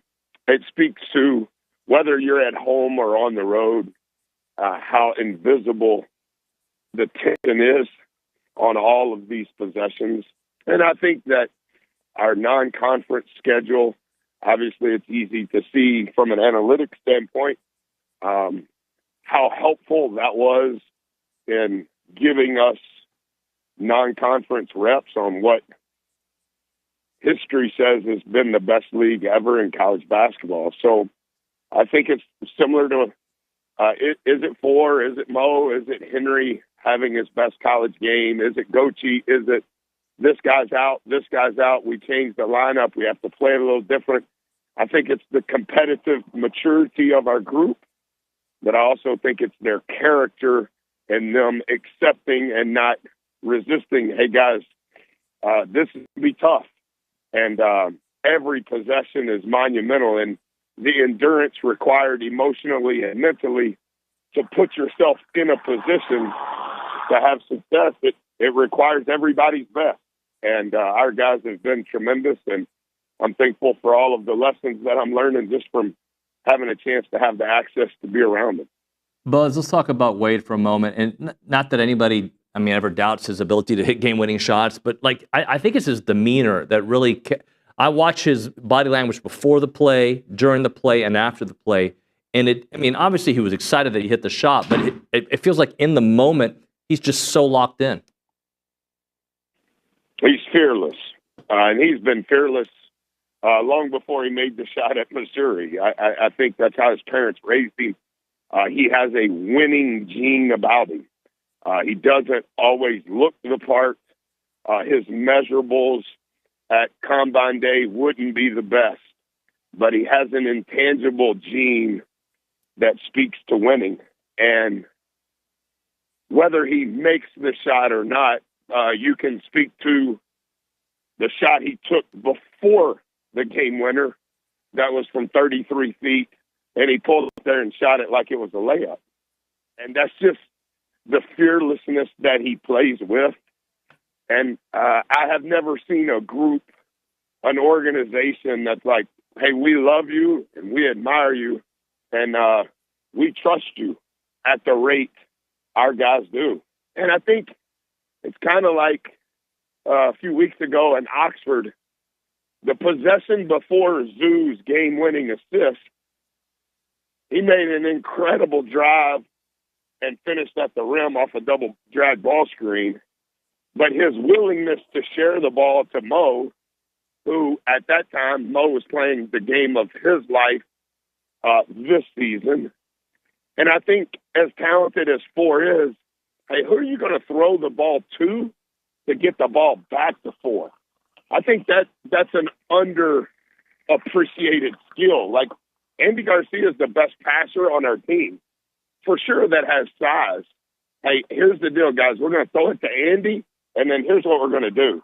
And so, yes, Four has to make the shot, but I think it speaks to a lot of players involved in getting to that shot, whether it was in Columbia or Oxford or elsewhere.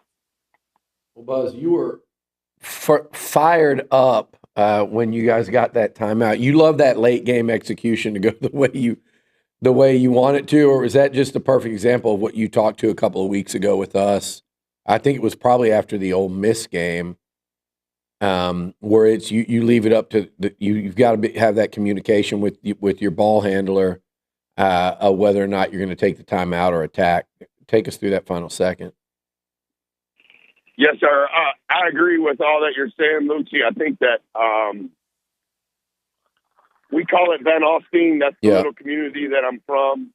And Van Alstyne is based on time, score, momentum. It's also based on, are we in the bonus? Are we in the double bonus? We were in the double bonus at that time. And we were in Van Alstyne. Yep. And I just didn't like it. You can say, we were in Van Alstyne when Sue threw the ball to Mo and Mo shot the ball. Yeah.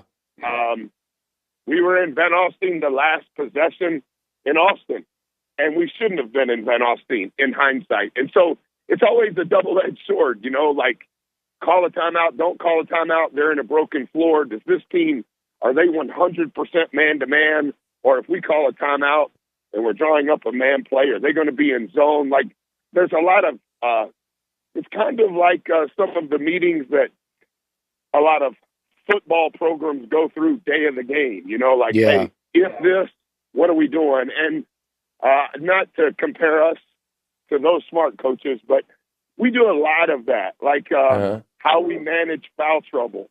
How are we going to do it? And there's evidence and analytics that speak to, can 4 play in foul trouble? Can Zurich play in foul trouble? Do you want to foul when you're up 3? When and where and how? And so there's some pre-decisions that you have to make, and your team doesn't need to know all of them, but you do have to give time to it in the film room on occasion, and you do have to be consistent in giving time to it in practice. And when you get to this time of the year, that's hard to find the time. And to our guys' credit, I think some of it is because of what they're living through. When we get the specials, they're locked in. But they're locked in because they're like, damn, man, every game we play is a special. It's crazy. Is that Buzz? Is that experience now in it, or is that having what's more and more rare today in college sports, and just having such an experienced, mature team, or is that just repetitive? The reps you've been getting in it this season, or I'm saying, is it just that you have a bunch of older guys that understand it, or is it just, well, damn, every game we've played this year seems to be like this? Yeah, I think it would be hard to ascertain is it one or the other, but it's for sure both. And I think the other thing is I understand we're among the nation's most. And another head coach reached out to me this morning. I just looked at my phone as I was about to call you guys. And he was texting about this conversation.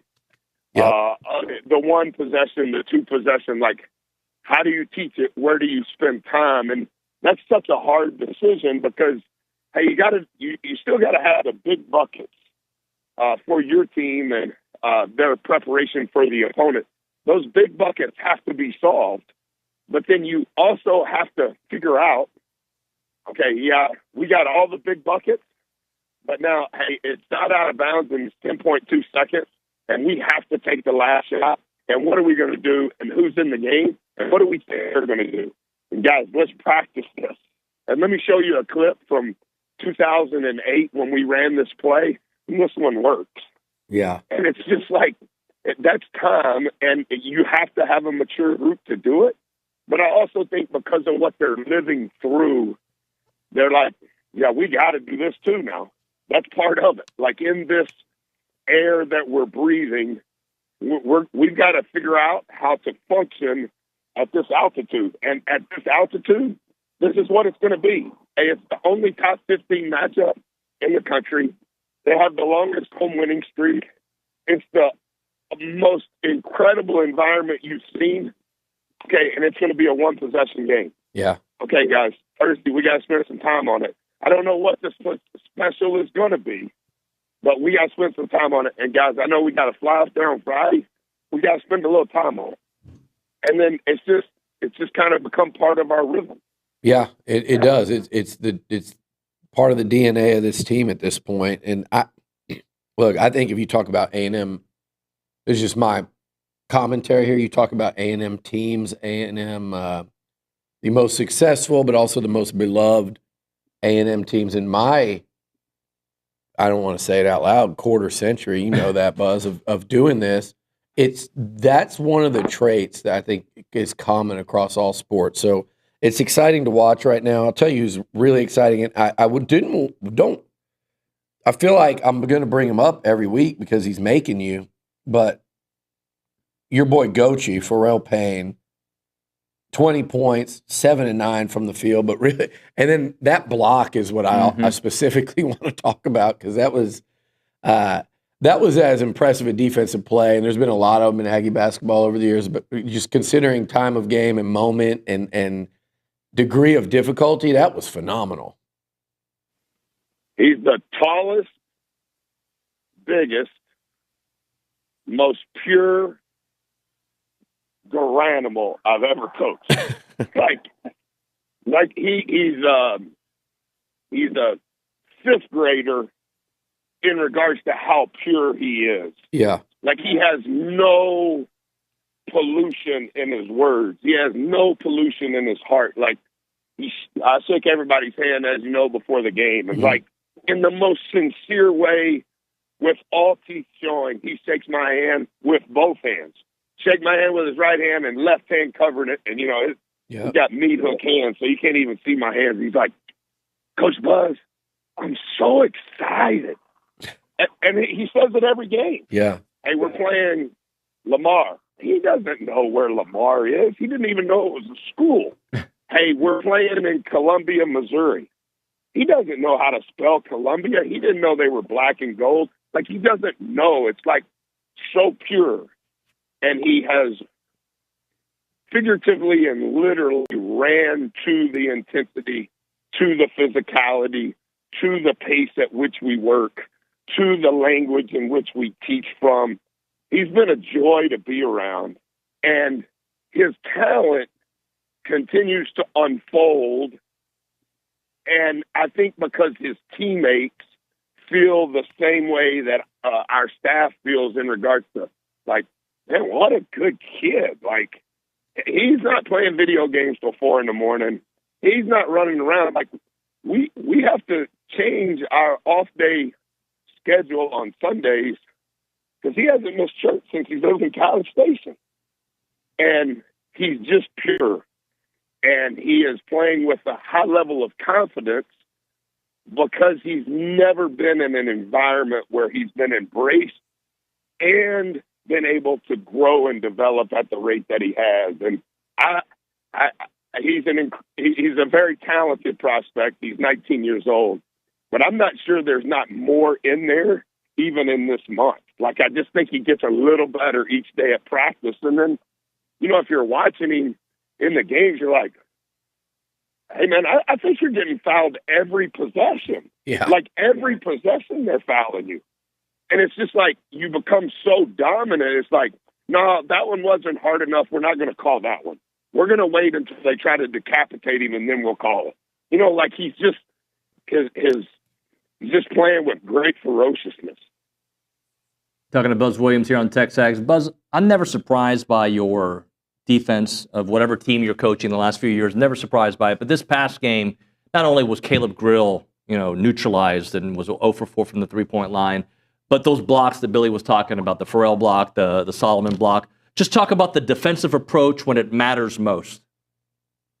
Yeah, so, they were asking me a lot of that stuff post-game, and I know that there's some smart people on other staffs that probably listen to this, however you find this on the internet. So I don't want to explain all that we were doing, but one thing that we do to start today when it's we walk in and here we go, we're about to start preparation. There's always one subject matter that's going to be a tweak. And relative to our foundation, defense that's called Seattle 3. Everybody knows in our program those core tenets and principles of Seattle 3. But there's always going to be one tweak that I make. Devin Johnson is the defensive coordinator. He's going to make some other adjustments that he's going to address, but there's always going to be one tweak. And one of our tweaks, the only tweak that I present, and there's only one, and like yesterday, we did the one tweak for tomorrow's game. And that only comes from me. The kids know it's only from me.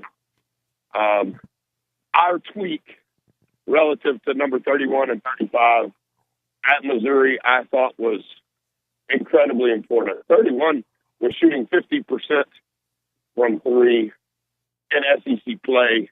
He was their second leading scorer. In the month of January, Missouri's offense was number one in the country. And for the season, entering Saturday's game, their offense is 11th in the country. Coach Gates, they've got really good schemes, and they've got really good players with multiple weapons and a lot of depth. They're going to play 10 guys, too. And I do think that our tweak specific to 31 and 35 was important, and a credit to our guys. Throughout the game, there was a conscious effort by our program, even our strength coach, our managers, like everybody knew that tweak, and we gave some language to tweaking. Like if there was a microphone from Monaco and Coach Thornton, like you would hear that verbiage over and over because it was so important. And I do think they went 6 out of 12, those two guys combined. But it was a key component to the game. That is Buzz Williams. Buzz, can you just give us some thoughts on the Georgia game tomorrow? This is a team that almost beat Mississippi State. They got 16 wins on the year. Obviously, they're dangerous. They are incredibly physical. Everything at the charge circle. 4 forwards who you could argue they may have the best forward combination in the SEC. Early entry pro forwards. And they're doing a lot of things to accentuate the size, the skill, and the toughness that those guys play with. And so it will be a completely different game. Missouri's going to play 5 out. And everything that's going to happen in Reed Arena tomorrow, specific to Georgia, is going to be at the rim. And they are tremendous on the glass. They have elite shot blockers. They get fouled at a very high rate. And they utilize their forwards in a way that we haven't seen. South Carolina does some of it, but Georgia has 4 of them. And so we've got our hands full. Our guys did a good job yesterday in learning about them, but we've got a full day today, and we've got to make some strides because this will be unlike any of the games that we've played thus far in February. Buzz, I appreciate your time, sir. Good luck tomorrow. Thank you. Thanks, Buzz. Buzz Williams on the Buppy's Catering Hotline. We'll come back, chit-chat with Billy, digest a little bit of that, talk a little basketball, a little Super Bowl talk right now. Our partners over at Southwood Valley Animal Hospital are awesome. Go say hi to Dr. Justin, Dr. Lauren. They are fantastic. They took over ownership back in 2022, and they're doing some really good stuff there. If you've got any pet out there, you need to make sure that you check them out because they are awesome at what they do. They've been serving the Brazos Valley. Southwood Valley Animal Hospital has for over 30 years, and they provide routine veterinary services, including wellness visits, sick emergency visits, and surgical care. They have advanced medical care at affordable prices. Dr. Justin's family, they're all Aggies. In fact, he was the 13th Aggie out of 17 graduates in the family.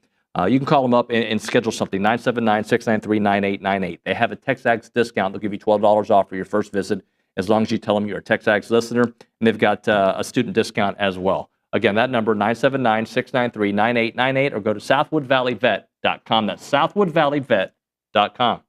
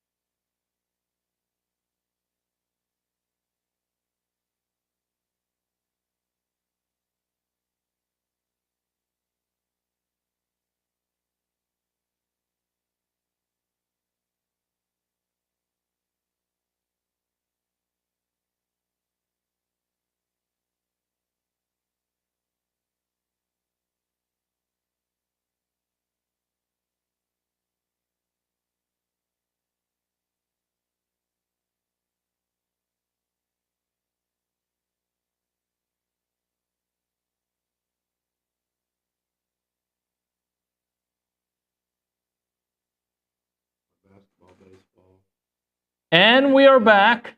TexAgs Live.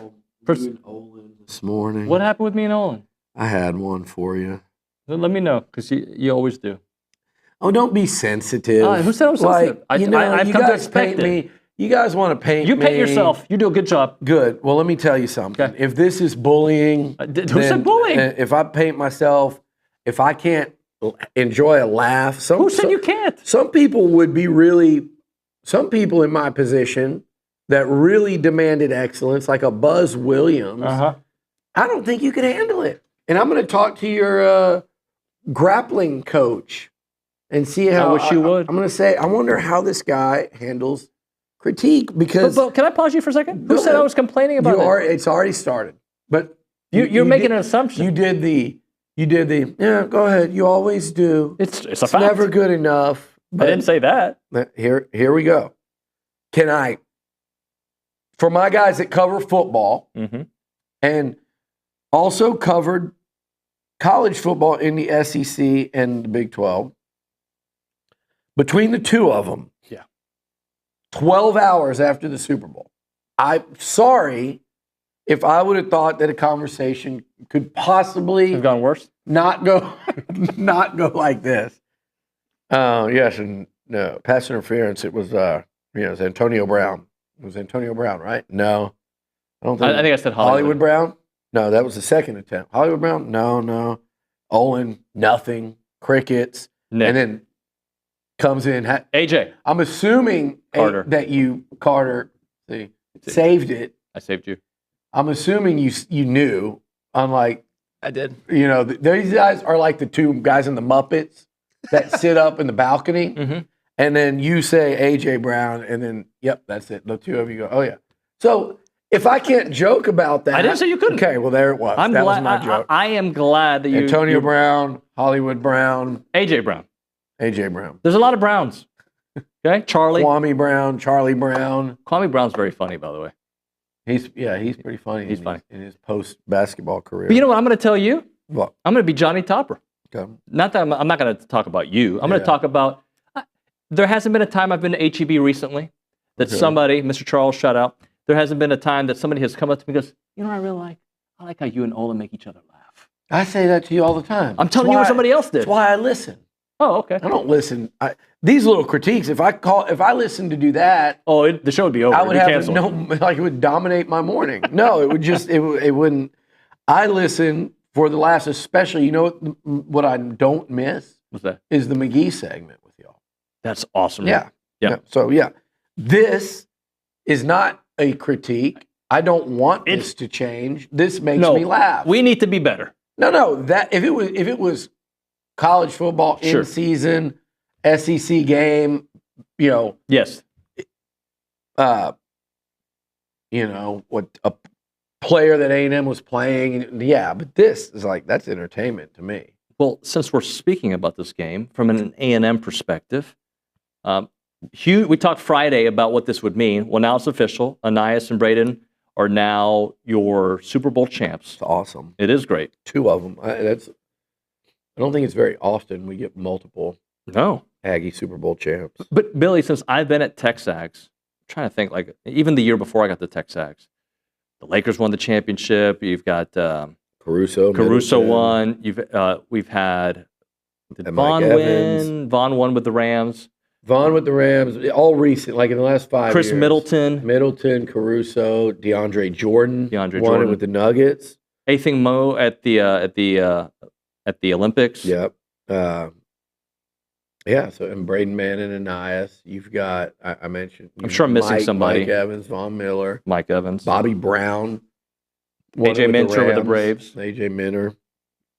It's been fun, and man, I'm just telling you guys that are listening that know this, it's been, it's been a long. There was a long run, until Caruso won it. I don't know who was the NBA Aggie that had won one prior. Was Caruso? I think he was the first. Yeah, I think he was the first. Then you had, and by the way, Middleton also with a gold medal. Yep. DeAndre, I believe, won a gold medal. Yeah, the gold medal. there were so many years that A&M did not produce like world champions or mega contract guys or NFL, NBA, MLB star players. And I always say a lot of that, the things that got that started, for all my years from like when I started until all this happened. So it was like about a decade of very, I didn't know of any sports stars that were Aggies, champions. You know, I mean, Rich Cody won a Super Bowl his rookie season. You know, you had examples of it, but the first like star player from A&M when I covered A&M was Dante Hall. Mm-hmm. He was the X factor, and that was even a few years into his career. But then started women's basketball, won the national title. Pat Henry came in. You knew what was coming. He started producing not only national championships, but a plethora of Olympians, like world champions. But then right around that same time, you know, it was AC Law just prior to all that. So he was the first one. He was the first one I covered that transcended A&M. Yes. It was like a complete, total superstar. Dat Win would have been second. But AC Law took to another level. Then came that track women's basketball thing where you had Olympians, national championship, rock stars. And then the next guy that was such a big part of that came Vaughn. You know, and Martellus Bennett was already in the league and starting to do, but Von Miller, Tannehill, then was like Johnny in a Heisman Trophy, Mike Evans and what he's done. Myles Garrett came just after that. You had a second Heisman Trophy winner in not Kyler Murray. Okay. And then then you had DeAndre was doing his thing in the NBA by then, but you had Middleton, Caruso. These are like guys, Jake Matthews, Luke Jokel going number 2 overall. These are guys that like Miles and Vaughn, and we've talked about the Hall of Famers and things like. Now you're starting to see it so much more regularly across all. It's the championships, the star athletes in their own leagues and on their own teams, and then and even world champions in other sports. So it's a different time in A&M athletics, and I think obviously we know what we all want. We want to see things like a national championship in one of the big 3. We want to see football established as a top 10 program year in and year out, playoff contender every season, that type thing. But man, it's a different era. It's a different time period. I was in, we'll talk about Super Bowl later, but I was in New Orleans this weekend and trying to make plans with friends during the off season. Like, hey, you guys need to come in town. And they're like, what's going on? And I'm like, well, I don't know. We got Houston Rodeo. We got basketball. You got Rockets. I said, A&M, like, come to games here. Basketball's number is top 10. Baseball's number 1. Played for the national title. Like, it's just a fun time. It is. Because there's so much hope. And when you watch a game like Saturday in basketball, and then you see the number of people that were out there for a preseason baseball game, like the last weekend before the season, it just tells you how much hope you should have and how exciting things are. And that basketball game the other day, man, I know what you're thinking because I know the way you think. They play a scary style, in that you go, man. It's a very satisfying, scary style. But if the game is going to be that close, and like anything can happen, right? But there is something to be said, and I get it, man. Like, they were eliminated last year because they missed free throws. You're going to lose close games if you always play them. But man, they are so comfortable in that close game environment. They're so comfortable in that last 4 minutes, 2 minutes, 30 seconds, possession, situation, home, away from home, especially away from home, that practice makes you better at things, and they are so experienced in that moment, so much more so than most teams they're going to play this year. So whoever they find themselves in that moment with, they've got so much more positivity to draw on and success to draw on that, yes, I would prefer them to win games by 8, 10, 12, and I'd be sitting here going, man, they're going to – look, two teams played close games or the other day. Auburn, no. Duke lost a close game. I don't know how many close games Duke's played in this year. A&M won one against a better basketball team in Missouri on the road, and they're both on the road, but they did it, I think, due in large part because they've been there, done that so many times. So that experience, I'm not saying A&M's better than Duke. They're not. They could beat Duke in a neutral site. Duke will be favored and rightfully so. But I'm saying if they got into a last-second game with a team like that, that is, all right, Duke's got Cooper Flag, but Texas A&M will be the team that is more experienced in that environment setup. So when you go to March, and they're mostly going to be like that anyway, man, the more of these you play and win, the better. Go ahead. What I love about them is how relatable they are. I think to everybody listening, right? Because I'm not comparing my athletic achievements to them, but I have to work hard at everything I do just to be okay. They work their butts off. They're not the most talented team Buzz talks about. Now, I think Wade Taylor's a supremely talented player. Anderson Garcia is a supremely talented rebounder. But the way they have to, they are just a team that we can get down with because they'll just get their hands dirty and work and work. And sometimes they shouldn't be in games, yet they're always in games, and they're winning these games. No, it's been fun to watch. It's really impressive. And, if you just think about, first of all, they're 7-3 in 10 SEC games, and they're right up there. They're in contention now. Now, I don't think both Bama and Auburn are gonna lose 3. I think one of them will. First of all, they have to play each other, so one of them is going to be at least 2. And Auburn's got to come here. So, and I don't think A&M's going to win out. Right. Although they're one shot away from other things too, but they're one defensive stop away from being on what kind of winning streak right now? And they were 2-2, being on a 6-game win. 6-game. It would have been a 6-game winning streak. But look, Oklahoma, Texas, Missouri, Ole Miss. They're 3-1 in those literal. And South Carolina was really close too, but they're 3-1 in games that were quite actually decided on the final possession. They're winners, man. They're fighters and they're winners, and because of that, they all believe they're going to win every time they take the court. Let's hit a break here. We'll come back with more.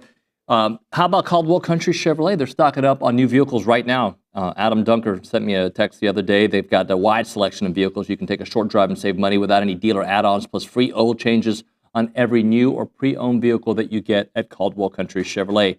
They're also now a business elite dealer, so they can get help with vehicles for all your small business needs and your commercial needs. Reach out to them, and they can help you get what you need for your business. It's not a far drive. We're talking 15 minutes, the edge of Bryan to the beginnings of Caldwell. A short conversation away, but you'll see the difference when you step on the lot and do business with the great people at Caldwell Country Chevrolet. Highway 21 in Caldwell. Online, caldwellcountrychevrolet.com.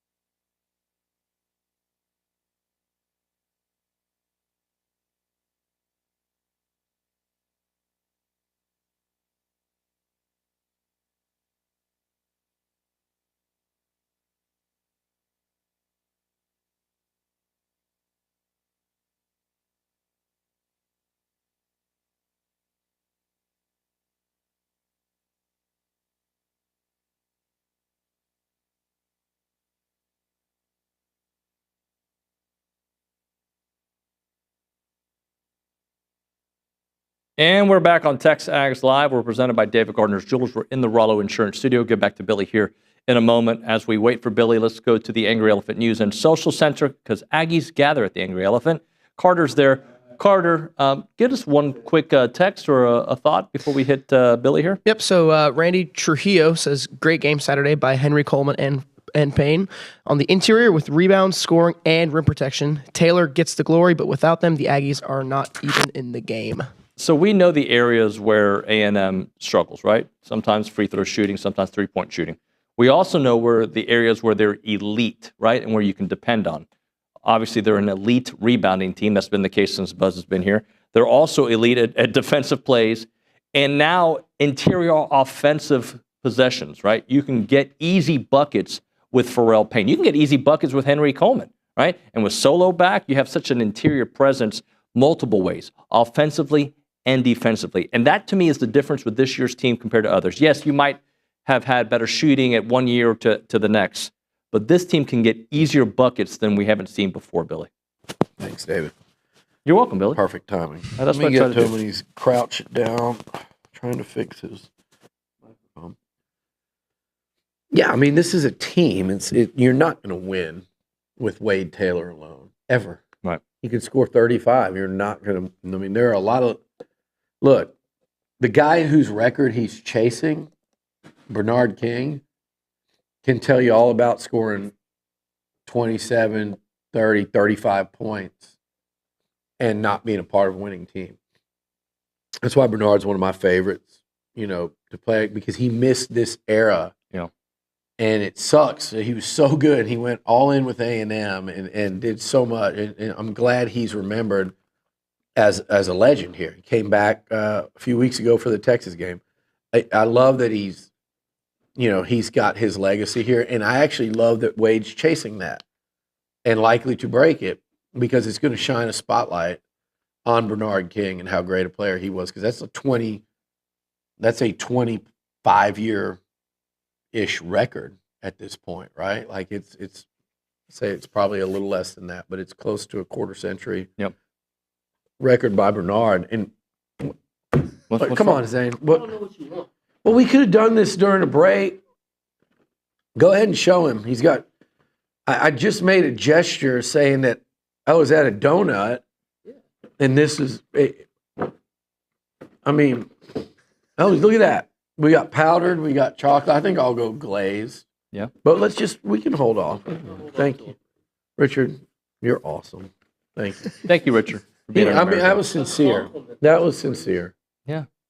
Sincere, but only because he awkwardly came in here with the donuts mid-sentence. But I thought that was very kind of him. I thought we were having a delivery that had to happen right now in the segment. yeah, I thought it was like my birthday early. Y'all were surprising me with like a personalized Happy donut. birthday, Billy. I know. Everybody comes in. Actually, not this week. No, it's coming up. Not now. No, look, that is so Bernard, Wade can't do it alone. It's a team thing, man. And Buzz has put together, I think, his dream team. Yeah. Like this is the benefit of the portal era in A&M basketball. That's why I think Buzz is such a, good fit at A&M is because, and I hope everyone on all sides realize that because Buzz is like when you're not going through the roof with NIL, and I think A&M continues to ascend in basketball and on that front, thanks to a lot of hard work by a lot of people, including the head coach. But when you're not going to, be the Kansas, the Kentucky, even some of these programs like Arkansas, what they're doing, even before Cal with Muss, but now Cal, Buzz is really interesting because he is taking full advantage of the portal in terms of now I can put together not just going out and getting star player. I'm putting together my ideal basketball team. And I know I'm one of them that a lot of people sit there and go, well, why not just go get a portal shooter? We've been saying it like the guy from Penn State. We'd all love a guy that can go out there and bang 7 threes. And I know I'm not saying no one in college basketball can do this because they can, but you got to be A, they have to be moving. B, you have to be able to get them. And they got to play defense. C, you might that's what I'm going to C, you might have to outlast the Blue Bloods to get them. It's a very hard fit, but because Buzz's deal is it's not going to be just the shooting. His perfect team is going to be where all these guys can guard like bloodhounds, right, and get after it, and can all play multiple positions and be matched up and not be defensive liabilities. And if you are, you're not going to play much. And it's why Jace Carter continues, even if his minutes go down to where they were like the other night, he had 11 minutes, but it's because of his defense. Even when he's in a shooting funk or he's got the yips, as Buzz said last week. So this is the perfect team for him. The way these guys play, the veteran leadership, the senior backcourt, everything about it is perfectly built for him. And what you're seeing is that's why it's a really successful basketball team that he's been able to build around a tremendous piece and an all-time piece in Wade Taylor. So to break here, we'll come back with one final segment as TexAgs.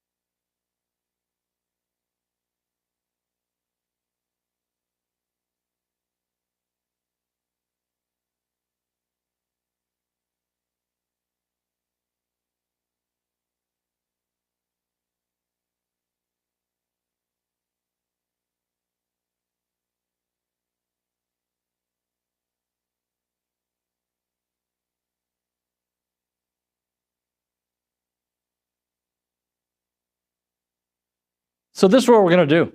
We might go a little long here. We know that the TexAgs studio might have to be occupied here a little bit after the show. Well, we'll just keep going until that has to happen here on TexAgs Live. So if you keep it with us on the YouTube channel or on texags.com, we'd appreciate that. And of course, tune in to Louie afterwards as well. All right, Billy, you said you did want to get into the actual game last night, the Super Bowl. Yeah. Well, I just real quick, yes, sir. But I thought what Jalen Hurts did and what the Eagles did, y'all were talking about the defensive line and total domination. And that's been a worry for the Chiefs. And I thought what's been carrying the Chiefs a lot of this year has been their defense. They've clearly come back down to the pack in terms of like they're not this unstoppable force. We saw that all year, but yet they just kept winning. They just kept winning. They got so good at winning those close games. But there was no close game to be had last night. And it was because the Eagles just flat out dominated up front. And it was also kind of like you mentioned the Eli Manning Super Bowl wins where they made Tom Brady look mortal, those Giants defensive lines with an Aggie participating and Rocky Bernard back in the day. But I would go back a couple of years. You know, that's when the Rams won the Super Bowl. Burrow had a good game. They got after him. You know, that defensive front. That was they had Sue and obviously. See, now I'm doing it. Aaron Donald. God, got it. You saved yourself. Wrong name. Thank you for letting me not repeat. AJ Brown and Aaron Donald, same level. Yeah, AJ Brown's pretty damn good. He is pretty damn good. And Ndamukong Suh, Aaron Donald, and those guys, and Yvonne, and they just got out. Like, these were examples where, like, the dominant defensive front, you look at that Ravens team. But as far as just a shocking Super Bowl result, man, this was. You're talking about like the actual score, like what it just felt the like. Way I thought the Eagles could win. I thought they would win with Saquon Barkley running for 140 and what did he rush for 34, 35 yards? It wasn't a lot, and they held him in check throughout. Yeah. But I mean, Jalen Hurts was spectacular, and the D-line won the game for them. But Jalen Hurts was absolutely incredible. And man, I've always loved Jalen Hurts for the reason you talked about earlier, but I've always doubted Jalen Hurts. Always. And dating back to when he was at Channelview, I wasn't fired up about A&M because that was when I think that might have been around the time they had lost what's the kid from Vegas, Tate Martell. Tate Martell. They lost him. And then they were going and looking, and Noah Mazzoni had just gotten here, and Noah went after Jalen late. And I always loved how he handled it because he was coming for a last weekend visit. And someone had him in. His dad was a high school coach at Channelview, and they wanted, hey, it would be great to stay in Texas. But it was more like, I wish you guys would have done this sooner. He would have been an Aggie. But Jalen was going to come in the final weekend, and they were going to try to steal him before signing day. Right before he came to visit, it wasn't just his dad, it was he and his dad said, hey, we really appreciate it. We're going to stick with Alabama. And that to me, I mean, it's happened before. It's not the first time I've ever heard of it, but just the way they handled it, and everyone at A&M that I was talking to at the time said, total class, we get it. Like, we messed that one up. We should have been on from, but I didn't really faze me at the time. So I'm like, man, he's more of a runner. It's not with Sumlin in the offense. And then at Bama, I felt like there was a game there in like 2015 or whenever it was, with Trevor Knight and them, that I felt like Hurts' subpar play as a passer was why A&M was even in that game with an elite Alabama team leading at halftime. And then he loses the job to Tua, goes up to OU, even in Lincoln Riley's offense. Just to watch him fight through what were once limitations. And, man, the way he came out from the very beginning last night, you could tell, like, man, I didn't tell it was going to be a blowout, but I was like, if he's going to play like this is going to look like the Super Bowl from a couple of years ago where he actually played pretty spectacularly in, too. So Jalen Hurts, 2 Super Bowls already. He's played pretty damn well in both of them. He's an MVP. I mean, I know it's changed the way I think of him as far as a star quarterback in the league. So that's a cool story. We did a segment on Friday where when NFL.com ranked the quarterbacks in the NFL entering the playoffs. Yeah. He was listed at 16. Yeah. And I'm sure maybe I could have had him at 14 or 13 or in that range, but it was way down. But I think he credit the Eagles. Their fans were ready to run Sirianni out of town earlier in the season. They've been to 3 Super Bowls here of fairly recent. They've won 2 of them now. Philly's a great sports city. I love seeing great sports cities win. Will Mahomes be back? That's the interesting one because I look at that team, and if Travis retires or, if he's just not the same, I think he's such a big part of what Mahomes does because he can always find him. And that's what Brady did it during different incarnations of the Patriots. Yes, and that's where the question about test. Mahomes. That will come the test because I don't think many of these receivers are that good anymore. Now, Xavier Worthy could be a star. I mean, again, another guy that I thought he was going to be more of a situational guy, and that's what he started off as. But, man, he looked last night. The key was Worthy, I think, is get him the short stuff, give him the handoffs, but then about a couple times a game, take a shot. Yep. And no one understands that better than Andy Reid, so he's going to get the most out of him. But outside of him, who are their skill guys outside of him and Kelsey that scare you? And some would say, well, Travis doesn't scare you anymore. But he does because he can still catch 9 for 111 on any given week. And I love how people said last night he didn't do much, which he didn't. He's already had some nice games in this playoff. Yeah. Last Super Bowl, he was damn near the MVP. So outside of them, though, and who knows how long Travis plays now, what do they got at the skill? Hollywood Brown, DeAndre Hopkins. Hopkins has got to be 35 by now. My guy, Juju Smith-Schuster. These guys are washed. And so it's going to be interesting to see them retool. The backup tight end's nothing special. So they're going to have to, like you said it perfectly. Tom Brady did it in all these iterations. Name every running back that played for him. Obviously, you can name the receivers, but they were still all different. But there were several eras that he won without big name receivers. Before we go, last thing. Yeah. It's fun week in New Orleans Super Bowl stuff and a lot of interesting conversations, great people to meet. I'll tell you what, my 2 favorites were the 2 volleyball players that were over there with Red Bull and got to visit with them a lot.